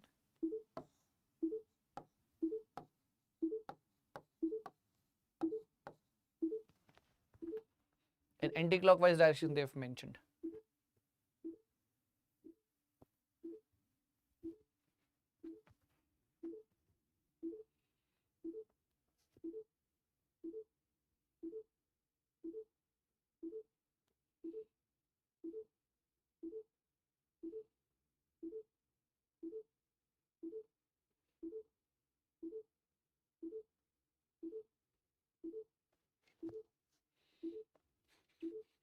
Try everyone this question.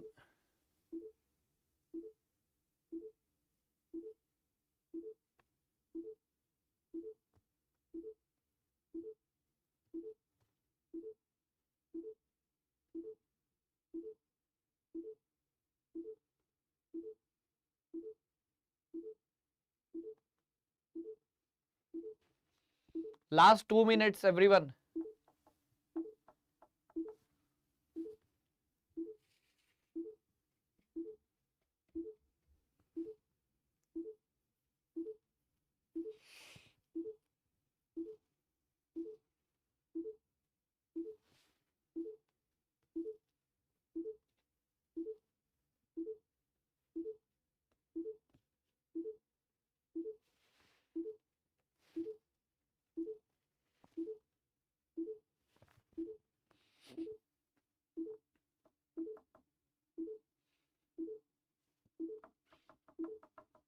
Velocity diagram approach, please everyone use.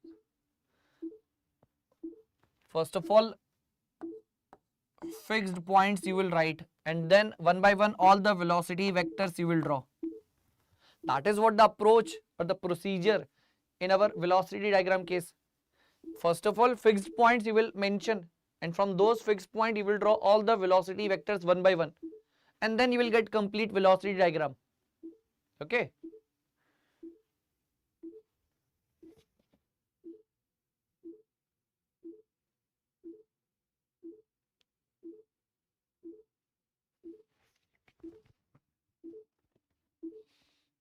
Last 30 seconds we have now.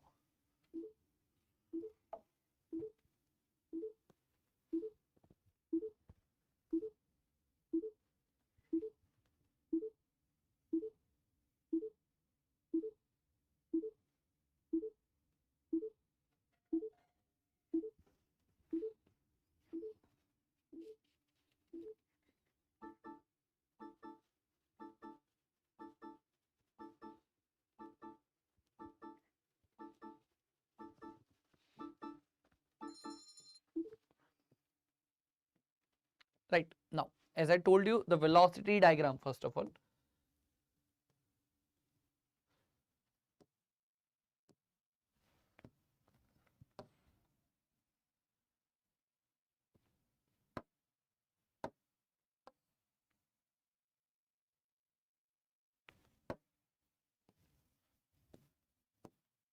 See, this is the positional diagram of the given mechanism. Now one by one velocity diagrams I will draw. So first of all, fixed point. E and D are the fixed points. Okay, now see. As they have given anti-clockwise, the velocity of B with respect to A will be like this. Tell me yes or no. Velocity of B with respect to A will be like this. So directly I will put this vector like this. Okay. Now velocity of C, okay, please understand, velocity of C with respect to B will be like this. I don't know that where will be the direction. So let me just consider this thing. Velocity of C with respect to B. Why it is horizontal? Because it should be perpendicular. Velocity vector of C with respect to B should be perpendicular to link BC. So that's what, if link BC is vertical, perpendicular to that velocity vector has to be what? Horizontal only. So C with respect to B. So B point is here, somewhere here. Okay. So this is point B.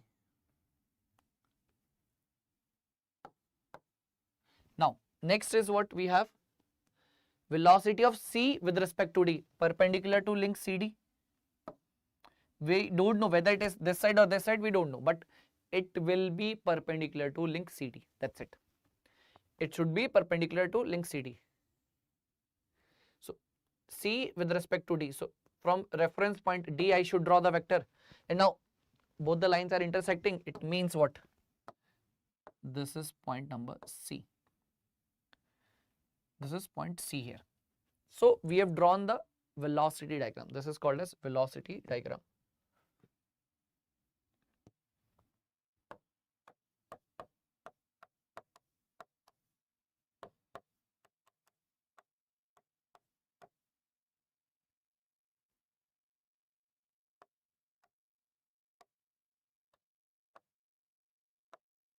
This is called as velocity diagram. Right? Clear? Okay. Now, what they are asking? Angular velocity of link BC. They are asking angular velocity of link BC. Now, one by one, we need to understand. Okay, now what will be this angle? Can we mention this angle here?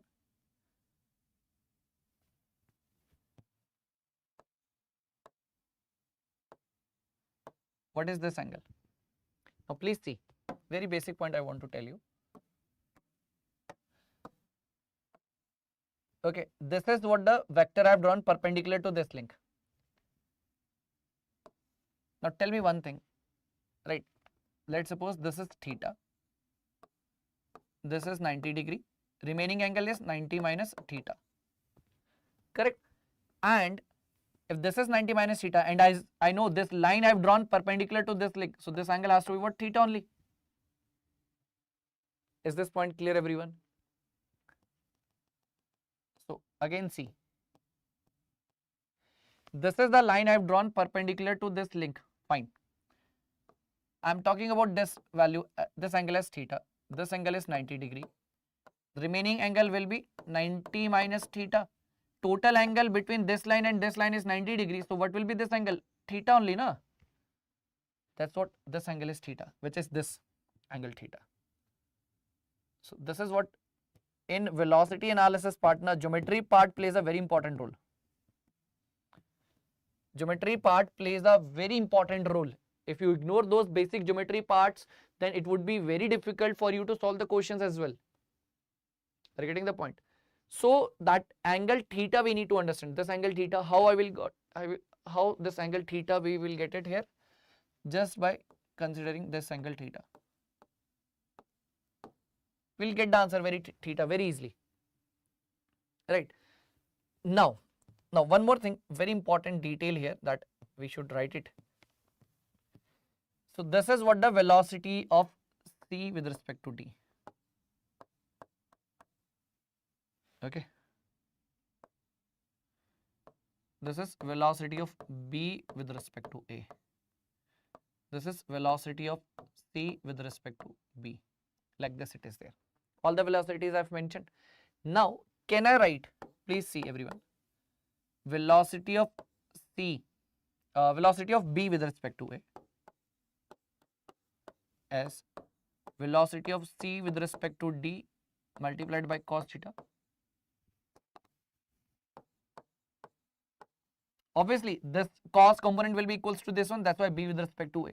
This one thing. So, what is B with respect to A? AB multiplied by omega AB. What is C with respect to D? CD multiplied by omega CD into cos theta. Cos theta will get the answer very easily because the dimensions they have given. AB 15 centimeter. And what about BC? BC 40 centimeter. And what about this CD? CD they have given as for 50 centimeter. Okay. Obviously, the third dimension will be 30 centimeter. So there is no problem in that. Fine. Okay. AB value it is 15 centimeter. Let me write it here. 15. Omega AB, it is given in the question as 1 radian per second. CD value they have given 50 centimeter. Omega CD we can easily calculate. Cos theta is based upon hypotenuse. In front of theta, this is perpendicular, this is hypotenuse. Base will be 30. 30 by 50. From here, omega CD we can calculate very easily. Right? Very easily we'll get the answer. So let me write down the omega CD value. So 15 into 50 it is there, divided by 50 divided by 30 it is there. So 0.5 radian per second is the answer.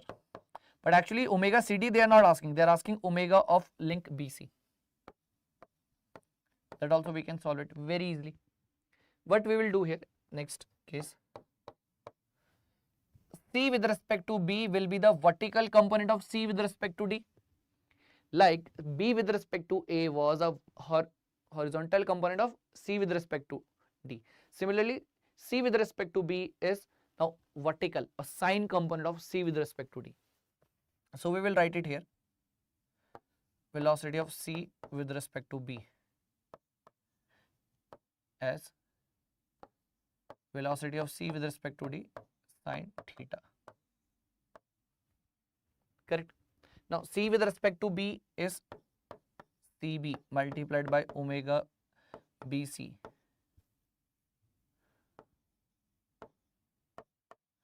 CD multiplied by omega CD into sine theta. Okay, CB value they have given 40 centimeter. Omega BC we need to find out. CD value is 50 centimeter. Omega CD just now we have calculated 0.5. Sin theta perpendicular upon hypotenuse. In front of angle this is perpendicular divided by hypotenuse 40 by 50. Right. So this 40 cancel out with this one, this 50 cancel out with this 50. Right. So finally omega BC answer. Omega BC answer you will be getting from here is 0.5.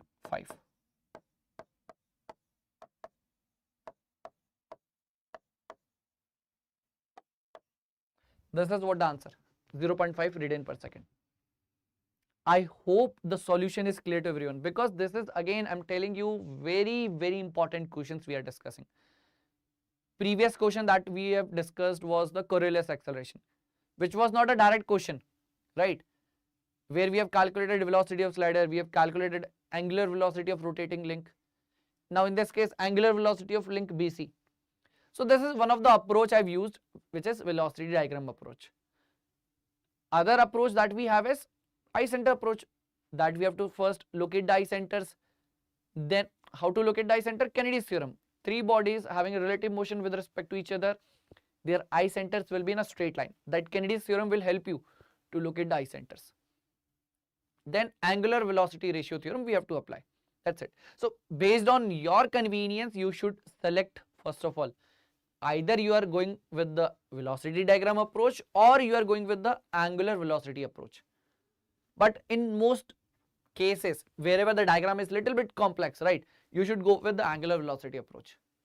You should go with angular velocity approach wherever you will find it, okay, this mechanism looks little bit difficult or challenging or little bit complex it seems to be. So then better go with the angular velocity ratio theorem. First, identification of the eye centers using Kennedy's theorem, and then directly the formula, the relation of angular velocity ratio theorem.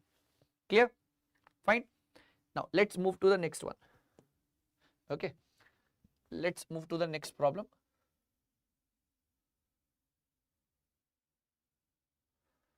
Yes, this one. This one is easy, but still I don't know like how you will find this question as easy or difficult, but it seems to be a easy question only, but still try everyone. So 3 minutes is like more than sufficient for such questions. Single slider crank mechanism they have mentioned, based on the data or information they have given, if possible draw the diagrams. Many times by drawing the diagram, lot of ideas, a lot of confusion that you will be having before solving the question will get clear. So just based on the information given, draw the correct diagram. With the diagram, you will get lot of many things which were not directly visible in the question just by reading the question. But once you read the question, then some data is given, then accordingly you have drawn the diagram. But diagram will give you some different picture also sometimes, and it will help you to get the right answer as well. So always draw, if whenever it is possible to draw the diagram, please draw it. Okay. So tell me your answer for this question.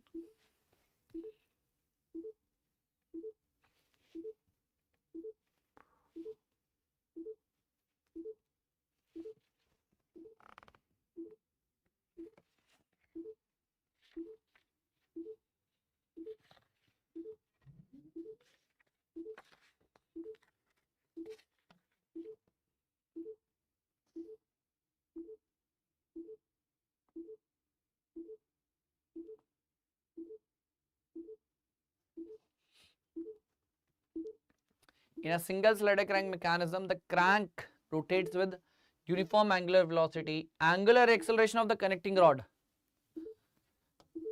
Angular acceleration of the connecting rod will be 0 when different options are mentioned. Tell me, according to you, what will be the correct answer?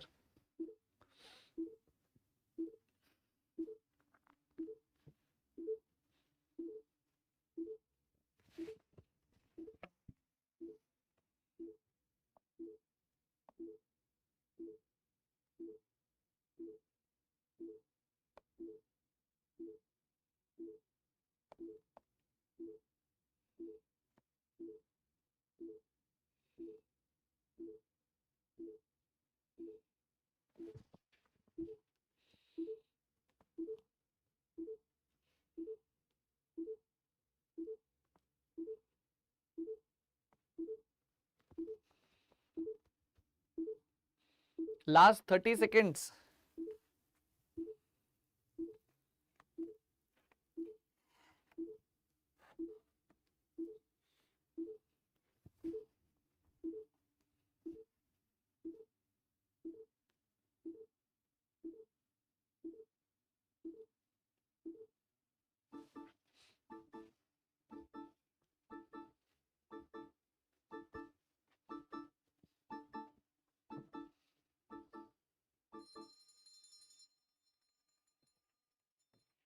See, angular velocity, angular acceleration of the connecting rod. So see, if you have remembered the formulas, then it would be like very easy for you. Angular acceleration of connecting rod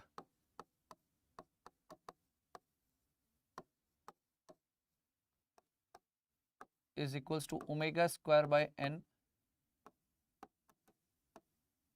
sin theta. Minus sign will come here, okay, but we are concerned about the magnitude, so that minus sign will not will affect our answer, because that will be having, so minus sign will come because of the direction actually. Minus sign is just for the representation of the direction. Now when this angular acceleration of connecting rod will be 0, when theta is 0 or 180 degree.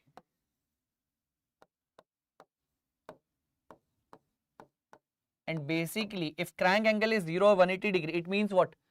Crank is along the line of stroke. See, if I draw the diagram here,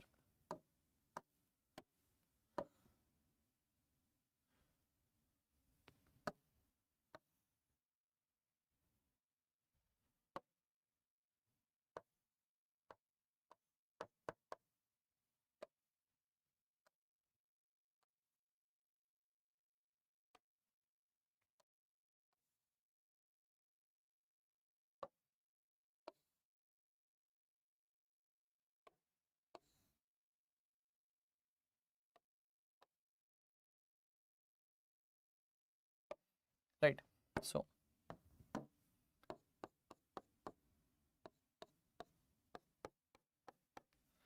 this is what we call it as a crank angle theta. If this theta is 0, obviously then crank will be along the line of stroke. Even in 180 degree case, it will be along the line of stroke. In that case, your alpha angular acceleration will be 0.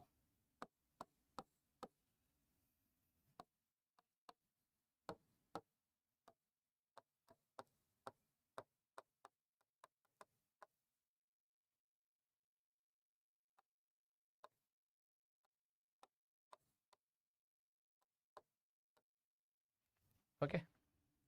So if you see the option here, crank is perpendicular to the connecting rod, no.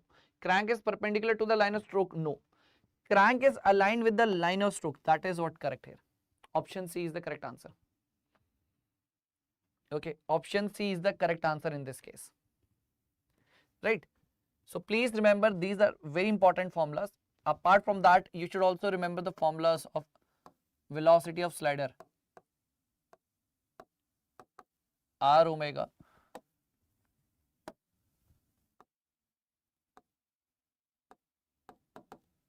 sine theta plus sine 2 theta by 2n. Sine theta plus sine 2 theta divided by 2n. N is what the ratio of length and connecting rod, length of connecting rod and crank radius. Theta is what? Crank angle. Remember, this theta is our crank angle. Then we have acceleration of slider.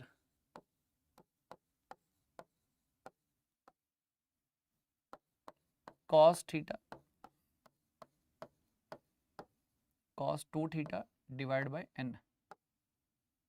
Okay, these are the two formulas you should also remember, because directly question has been asked in the previous year gate examination. With this formula also, from this formula also, direct question has been asked multiple times. Direct question has been asked. Okay, so kinetic analysis of single slider crank mechanism. Okay, this question is from kinematic analysis of single slider crank mechanism.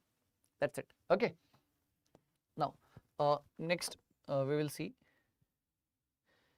Okay, so next question that we have is from the flywheel. Again, a very, very important question, and such type of question again till now, so they have never asked in the gate examination. Remaining other questions of flywheel are like very easy. Remaining other questions of flywheel are like very easy, I'm telling you. So this is what you can expect in the upcoming gate examination. The other variety of the punching questions, punching or basically the flywheel questions, I would say. So everyone should try.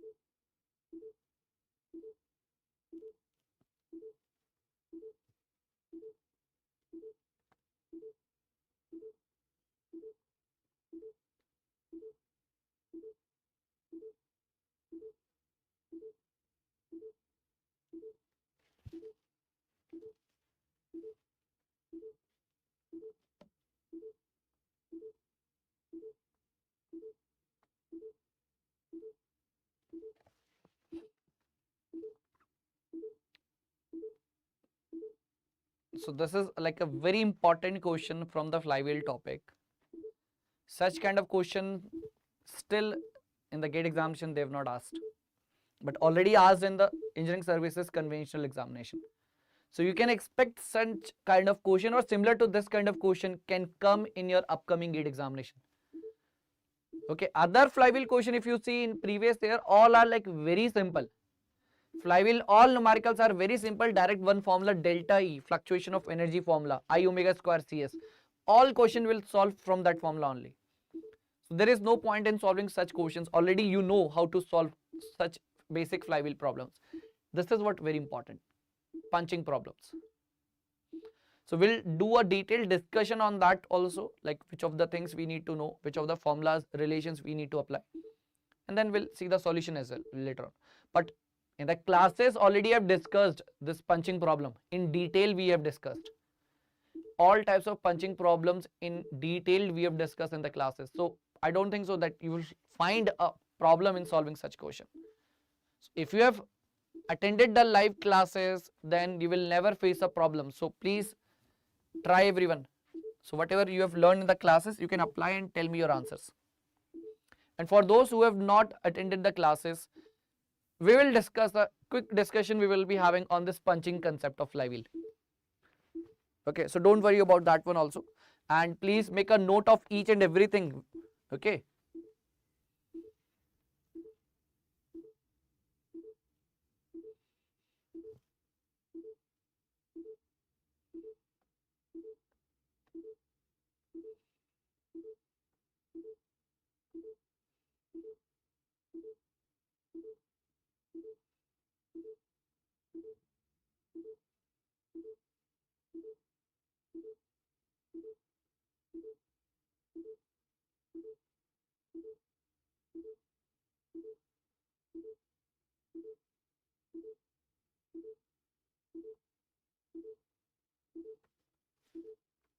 Last 1 minute you are having.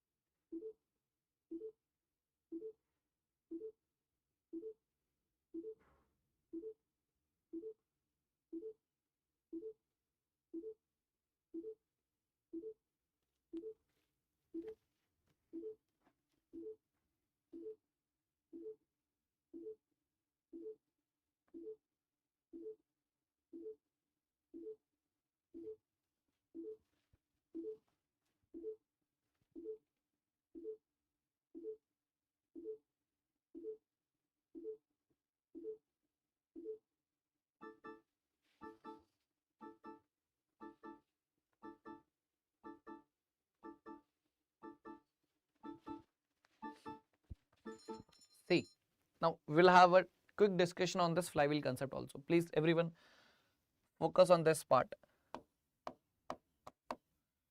Right, so we'll be having a, let's suppose there is a plate where we need to perform that punching operation like this. Okay, and just for your understanding purpose, I'm drawing this diagram.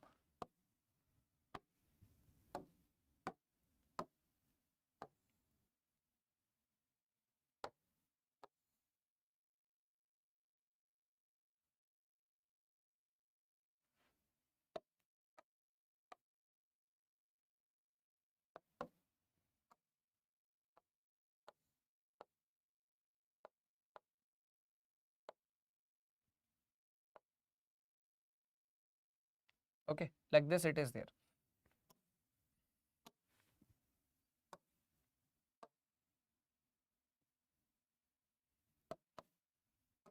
Right. Now, first of all, this is our plate thickness. Right. Now, when this tool will touch here, there will be some particular angle here, theta, and when it just cut the workpiece, it will be having another angle, theta. Okay, that will be there. So, how we can say when actual punching will take place? I will say, okay, from theta 1 to theta 2 punching take place. Or if I have to mention in terms of distance, I will say in this TP distance, the distance moved by the tool was TP distance. During actual punching, what is the distance moved by the tool? TP. That is what the plate thickness itself. Yes or no? That is a very basic point. How much angle it has turned from theta 1 to theta 2. Before the actual punching and just after the punching operation, theta 2 is there, and theta 1 is the angle just before the punching. So from theta 1 to theta 2, that difference of angle will be there. Total how much angle it would have? 360 degree. Total distance moved by the this tool will be how much? Twice of its stroke. Twice of its stroke. So tool will move from here to here and then again come back. So for that there will be a total time. But actual punching take place from here to here only. So this is a very important point. Please see. Cycle time will be there. For that cycle time, how much angle the crank will turn? 360 degree. Or I can mention 2 pi. How much distance moved by the cutting tool? Twice of the stroke length. In reality, actual punching time will be different. there will be difference, there will be some angle for which actual punching take place, and there will be the distance moved by the tool will be TP. I hope you are able to understand this data. Actual, this is what the total cycle time, total angle turned by the crank, this total distance moved by the tool. Actual punching time, angle turned during actual punching, distance moved by the tool during actual punching. Is it clear? So from this we'll have one ratio here, we'll write it like this. TC by TA 360 degree divided by theta 1 minus theta 2, twice of the stroke divided by plate thickness TP.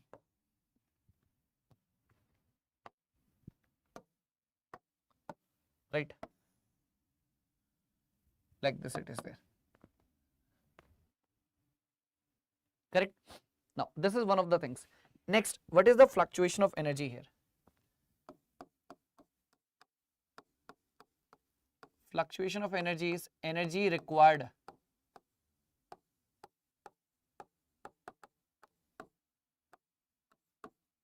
per hole minus energy available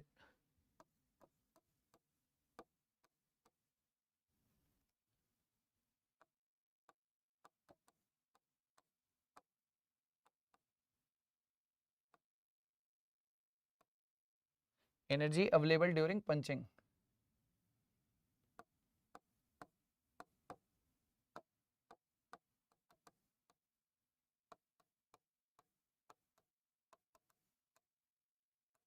Energy available during punching, right? Now, first of all, energy required per hole, how you will write? So, there are two ways to write this energy required per hole. Power of motor multiplied by the total cycle time.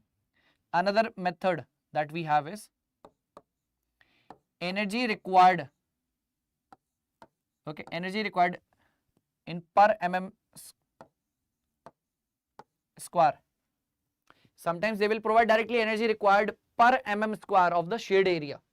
So multiplied by the sheared area, we will write pi dia of hole multiplied by the thickness. That will be the sheared area. So there are two ways to calculate energy required per hole.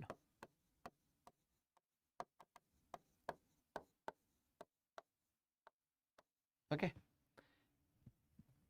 Then energy available during punching.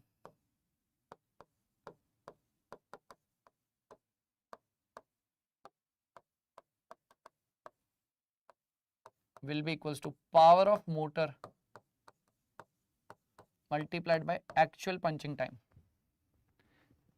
So these are the ways through which we will calculate delta E. And once delta E you have solved, after that what you will do? I omega square CS, that's it. Okay, I omega square CS. I is the mass moment of inertia, omega is what? Your mean speed of rotation, and CS is the coefficient of fluctuation of speed. That is there, right? So I hope this much data is clear. Now coming back to the question, punching machine carries 5 holes per minute. This is very important data. Okay, so let us write down the solution part here. 5 holes per minute. Now how we will use this data? See, can I write 5 hole in 60 seconds?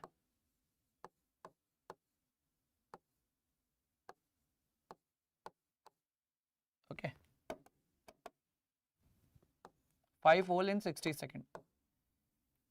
Can I write 1 by 12, 1 hole in 12 seconds? Basically, the point that we are getting here is the total time for 1 hole will be what? 12 seconds. This is what the data we have to interpret. This is the process how we will interpret the data. 5 holes per minute means what? 1 hole will take 12 seconds. That is what total cycle time. 1 hole will take how much time? 12 seconds. Total cycle time is 12 seconds. Fine. This is one of the data. Other than this data, what they have given? Each hole of 40 mm dia in 40 mm thick plate. 40 mm dia and 40 mm thick plate requires 10 Newton meter of energy per mm square of the shade area. Apart from that, stroke of 100 mm they have mentioned. Fine. So what they're asking, power of the motor required. Okay, fine. So this is what data. Next, already we have mentioned TC by TA equals to twice of the stroke length divided by the plate thickness TP. Cycle time is 12. Actual time TA that we have to calculate twice of the stroke. Stroke how much they have given? 100. From here, plate thickness they have given us 40. Plate thickness, yes, 40 it is given. Now from here you will get the answer of actual punching time, right? So this 12 multiplied by 40 it is there, divided by 200, that is 2.4.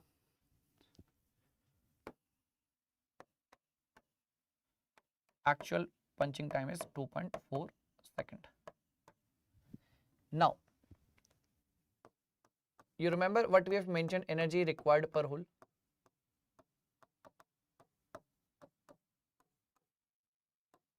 Okay,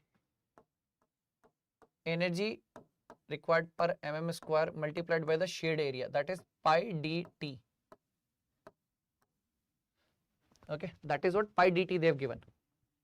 Now energy required, okay, they have mentioned 10 Newton per meter, 10 Newton meter of energy per mm square.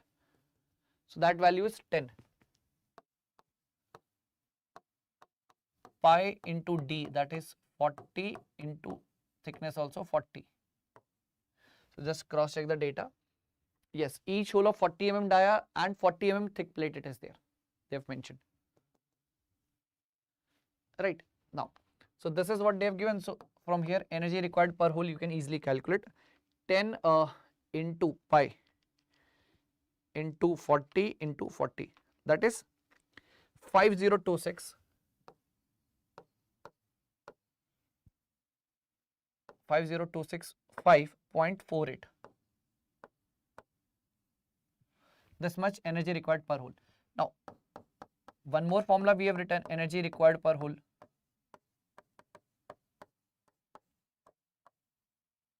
That is power of motor multiplied by cycle time. So, power of motor, we'll get the answer very easily from here. Just divide the cycle time, divide by 12. So, it will come around 4188.79, and in terms of kilowatt it will be 4.18. In terms of kilowatt, this is what the answer of power of motor. I hope the solution is clear to everyone. This is like very good problem, specifically in flywheel topic, because such type of question till now they have never asked in the gate examination.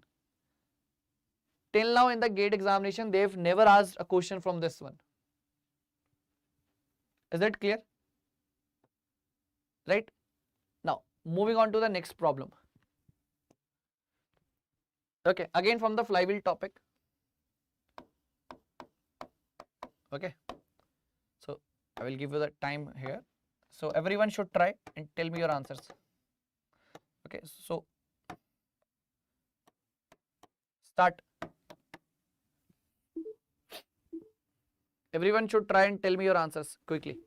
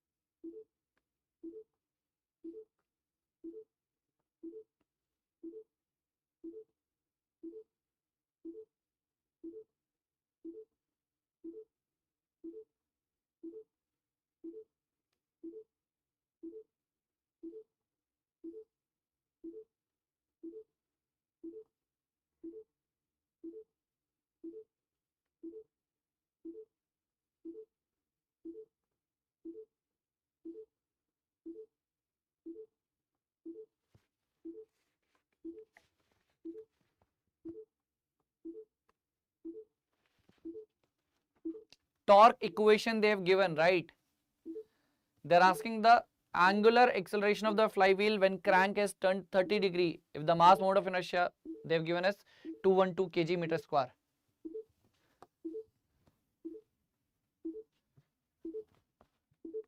So one hint I will give you, work done per cycle. There are so many formulas for the calculation of work done per cycle.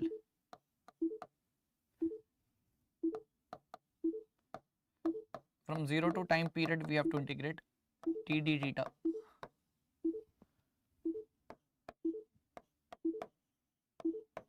Mean torque multiplied by the time period.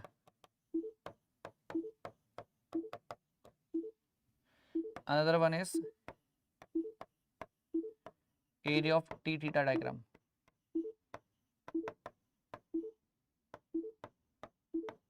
These are the three ways through which you can calculate the work done per cycle. Right, these are the three ways. Integration T theta. Yes, with that one we can calculate the work done per cycle. And actually why it is required? Because to calculate the angular acceleration, mean torque is required. For the calculation of angular acceleration, mean torque value is required.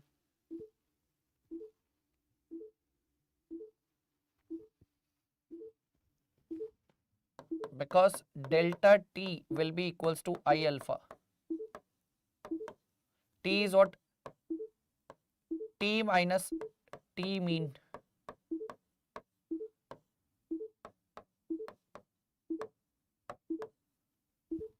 Like this. Okay.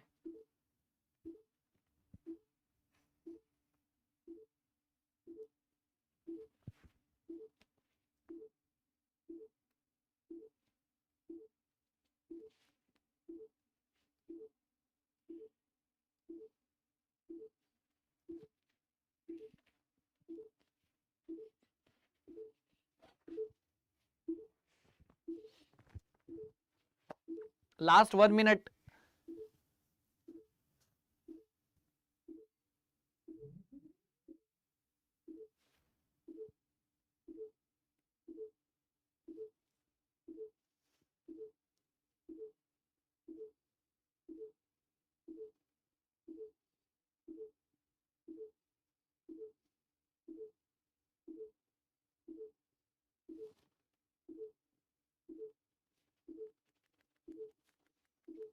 Last 30 seconds.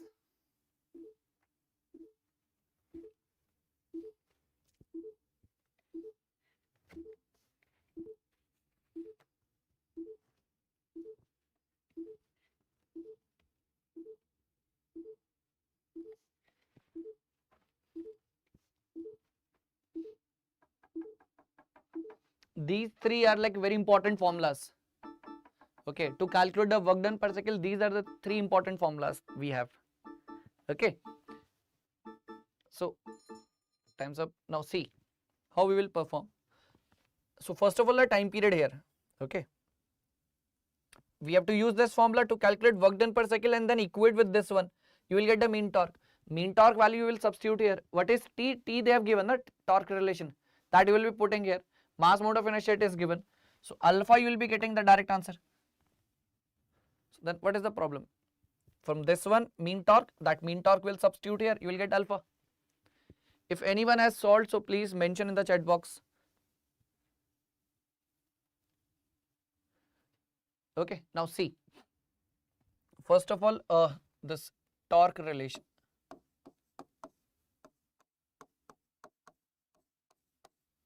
$12,000 minus 2,000 plus 12,000 plus 1,800 sin 2 theta.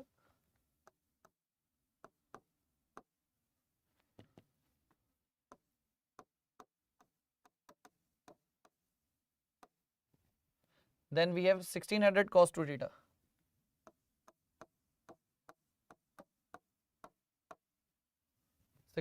Cos 2 theta, right? Now, as I told you, work done per cycle. 0 to time period. Time period will be pi in this case. Okay. So 12,000 plus 1800 sine 2 theta minus 1600 cos 2 theta d theta. So if you perform, okay, so what you will be getting? 12,000 multiplied by pi. This is what work done per cycle you will be getting. Okay,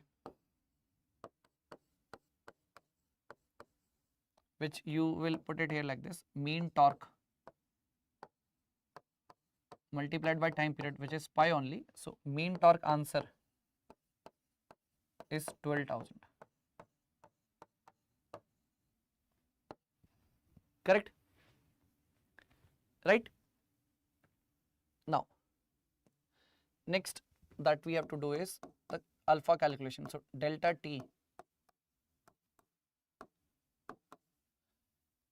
T minus mean torque.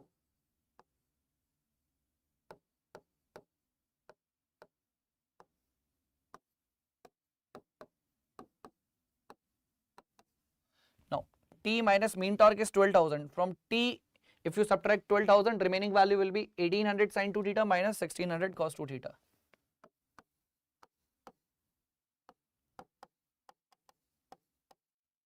Minus 1600 cos 2 theta. Mass moment of inertia value is 212. 212, 1800 sin minus 1600 cos. 212 into alpha. Now, theta they have given for which particular value they are asking? 30 degree. So it will be 1800 sin 60, 1600 cos 60.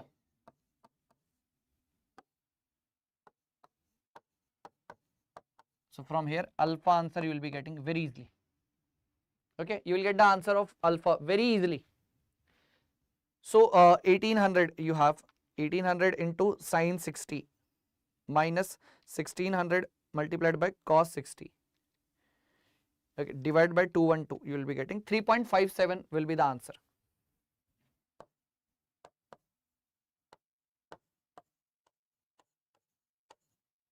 That is what the answer we are having.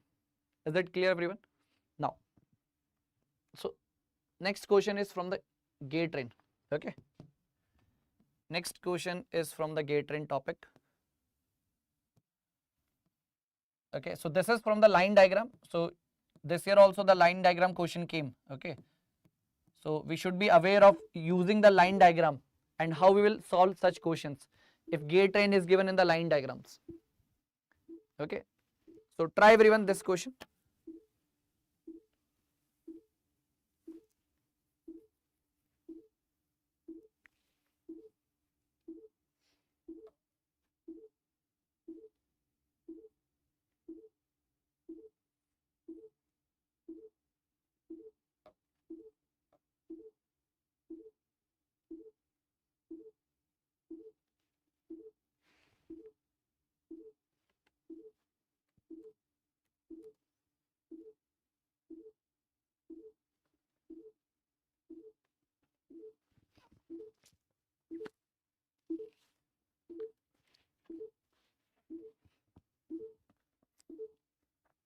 So if you look at the gear D, these lines are drawn. It means what? It is fixed, and that is also mentioned in the question.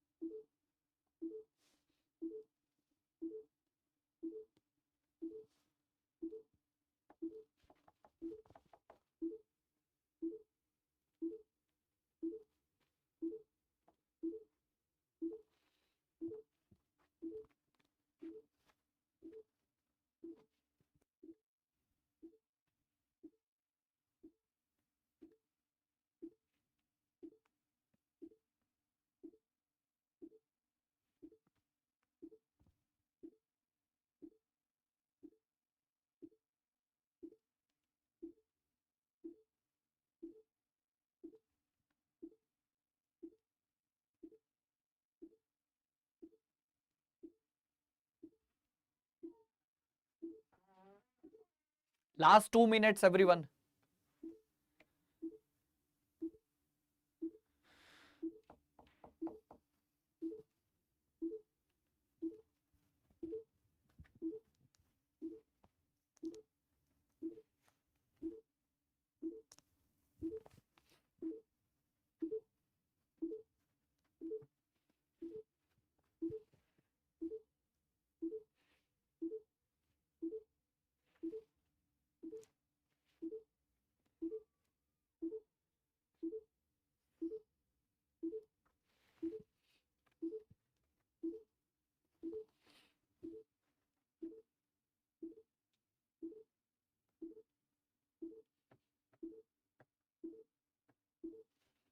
Last 1 minute.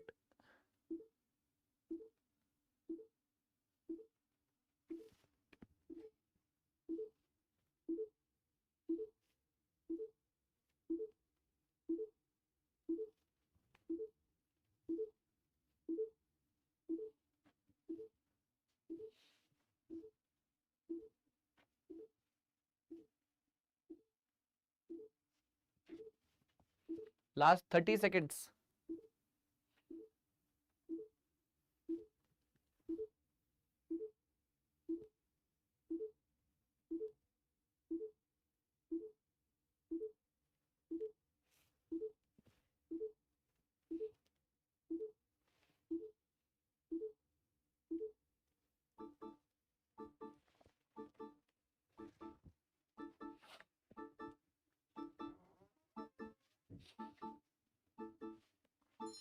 Time's up. Okay, now see.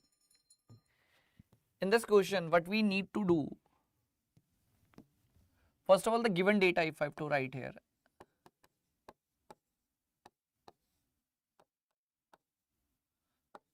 omega of d, okay, omega of d, it is what? 0. So they have given in RPM, so let us write in N, because it is fixed.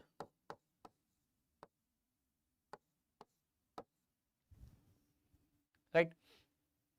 Then they have given arm rotates at 10 RPM in anti-clockwise.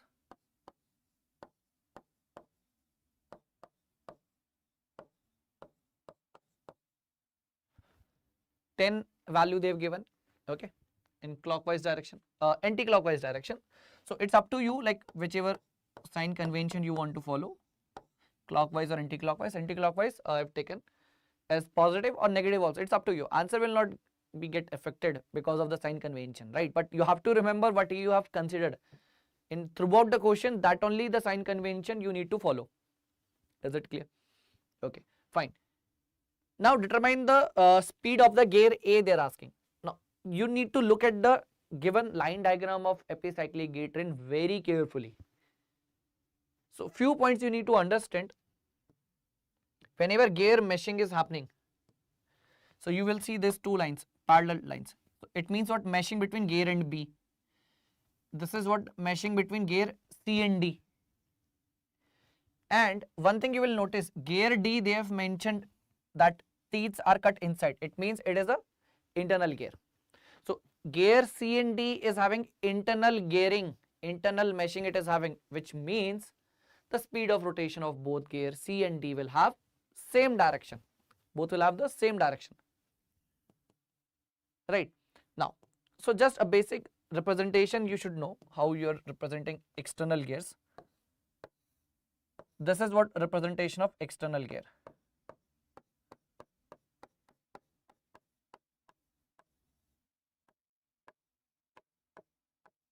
And then you have internal gear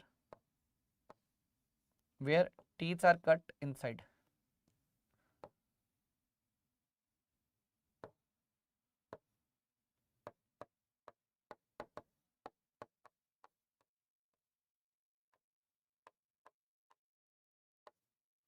Internal gear. Okay. So external gear or internal gear, both we have mentioned. Both the representation, I hope you will be able to understand. Now, A and B in meshing, directly relative velocity ratio method I am going to use. Relative velocity method basically. A and B in meshing. So what I will do, I will write speed of A speed of A with respect to arm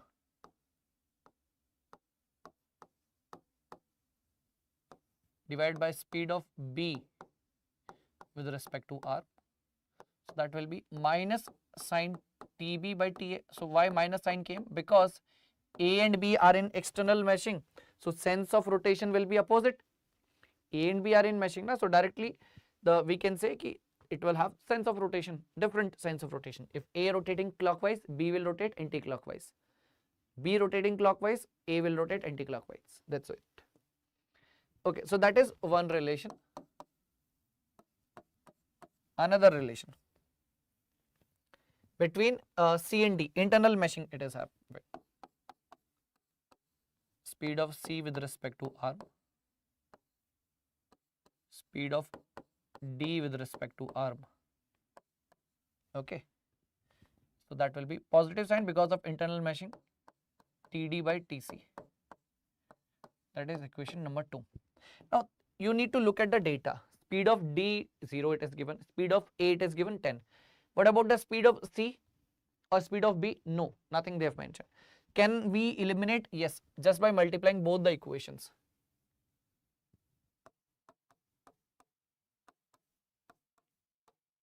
From 1 and 2 I can write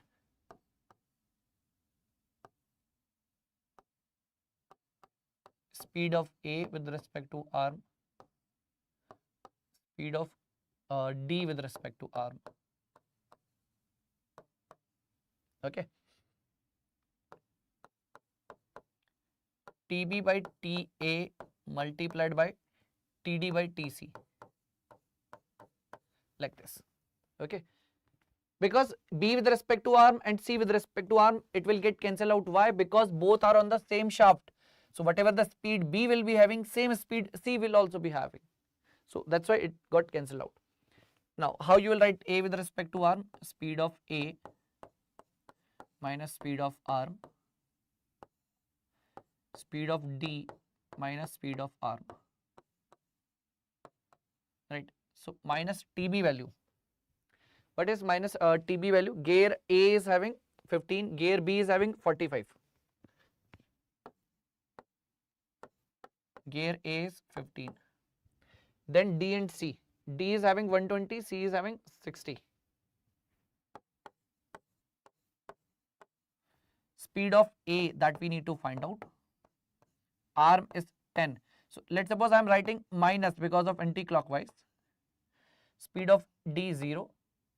Minus 10. Okay. So again just cross check, number of teeth in gear B is 45 because A is 15, B is 45. A is 15, B is 45. And then gear D is having how much? 120 and 60 is for C. D 120 and then 60 it is there. So 45 multiplied by 120 divided by you have 15 divided by 60. Right. So that is 6 value. So 45 into 120 divided by 15 into 60. Yes, that is 6 value. That is minus 6. So NA plus 10 minus, it will become minus 60.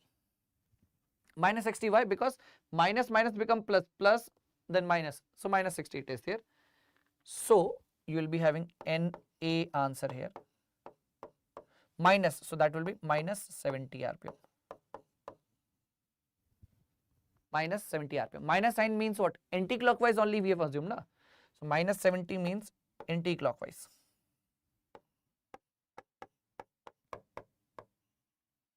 So answer we have is 70 RPM for this particular question. Okay. So everyone please cross check and tell me, is it clear? Minus 70 means simply the anti-clockwise direction it would be having. Representation of internal gear, representation of external gear, these are like very basic points that everyone should understand. Then the remaining question will become very easy. Many people are afraid of solving this gate train problems, specifically when it is given in line diagram. But actually this is like very easy problem. Very easy problem. You just need to look at, okay, A and B are in meshing. Which kind of meshing? External meshing. C and D internal meshing, because gear D is what? Internal gear. B and C are on the same shaft because both are connected with this rod. Okay, both are connected, B and C. When both are connected, both are on the same shaft, both will have same speed of rotation. So these are like basic things. You need to closely observe the gate train. And then think about internal gearing, external gearing, compound gears. Those things, if you have identified, then the question become very easy using the relative velocity method. Right? So in today's session, Aditya, previous year question 2024. Yes, it was similar to this one only. Exactly, correct, Aditya. It was similar to 2024 also, and few years back also it was asked. Till now, 2 questions has been asked in GATE examination. Till now, 2 questions they have asked based on the line diagram.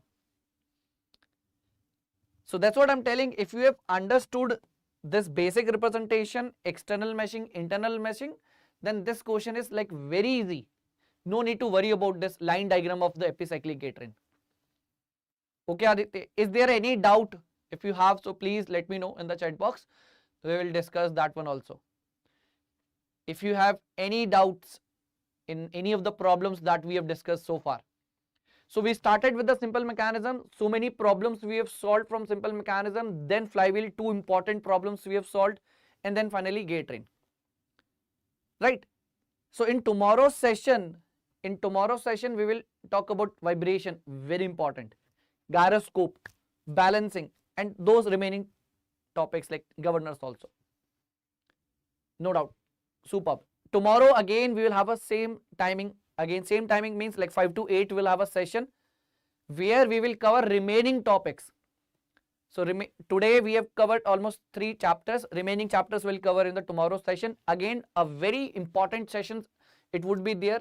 All important questions with detailed discussion on the concept we will be having. So you will have a complete revision of theory of machine subject.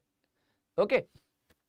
So I hope you have enjoyed the session. Please make a note of all the questions that we have discussed so far, because it is very important, right? So so many questions. Specifically I want to tell you about this question, right? This question.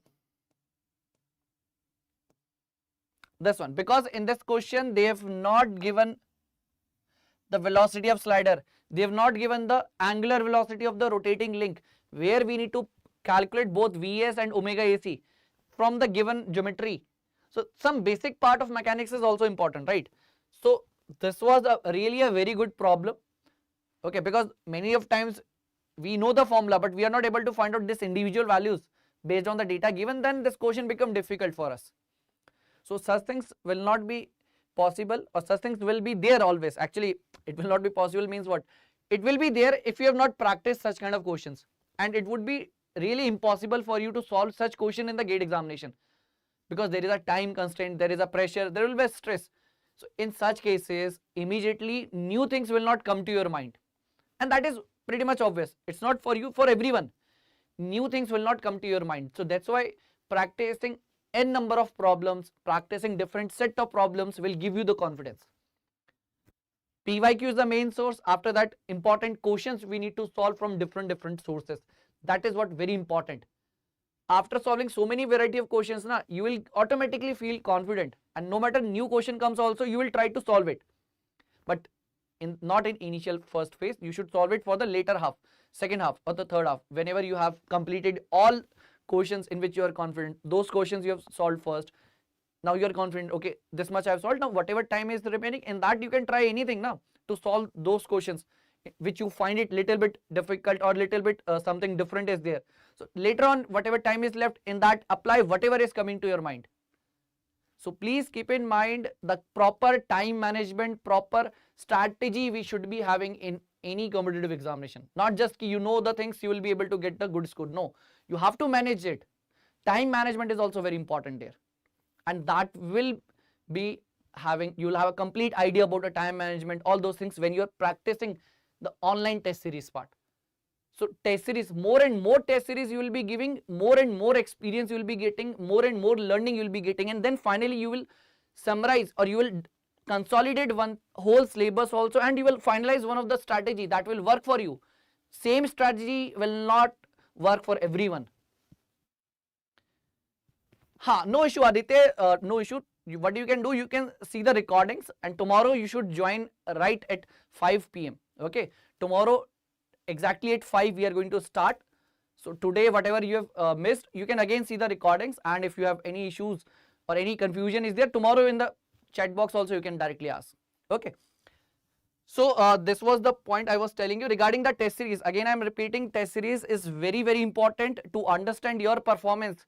Evaluation is what very important. More and more tests you will be giving, more and more confidence you will be getting. You will find out your strength and weakness.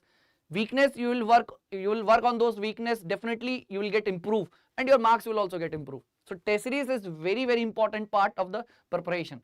So from the IMS Gate Academy team, we are offering the test series plus product where you will be getting 20% off.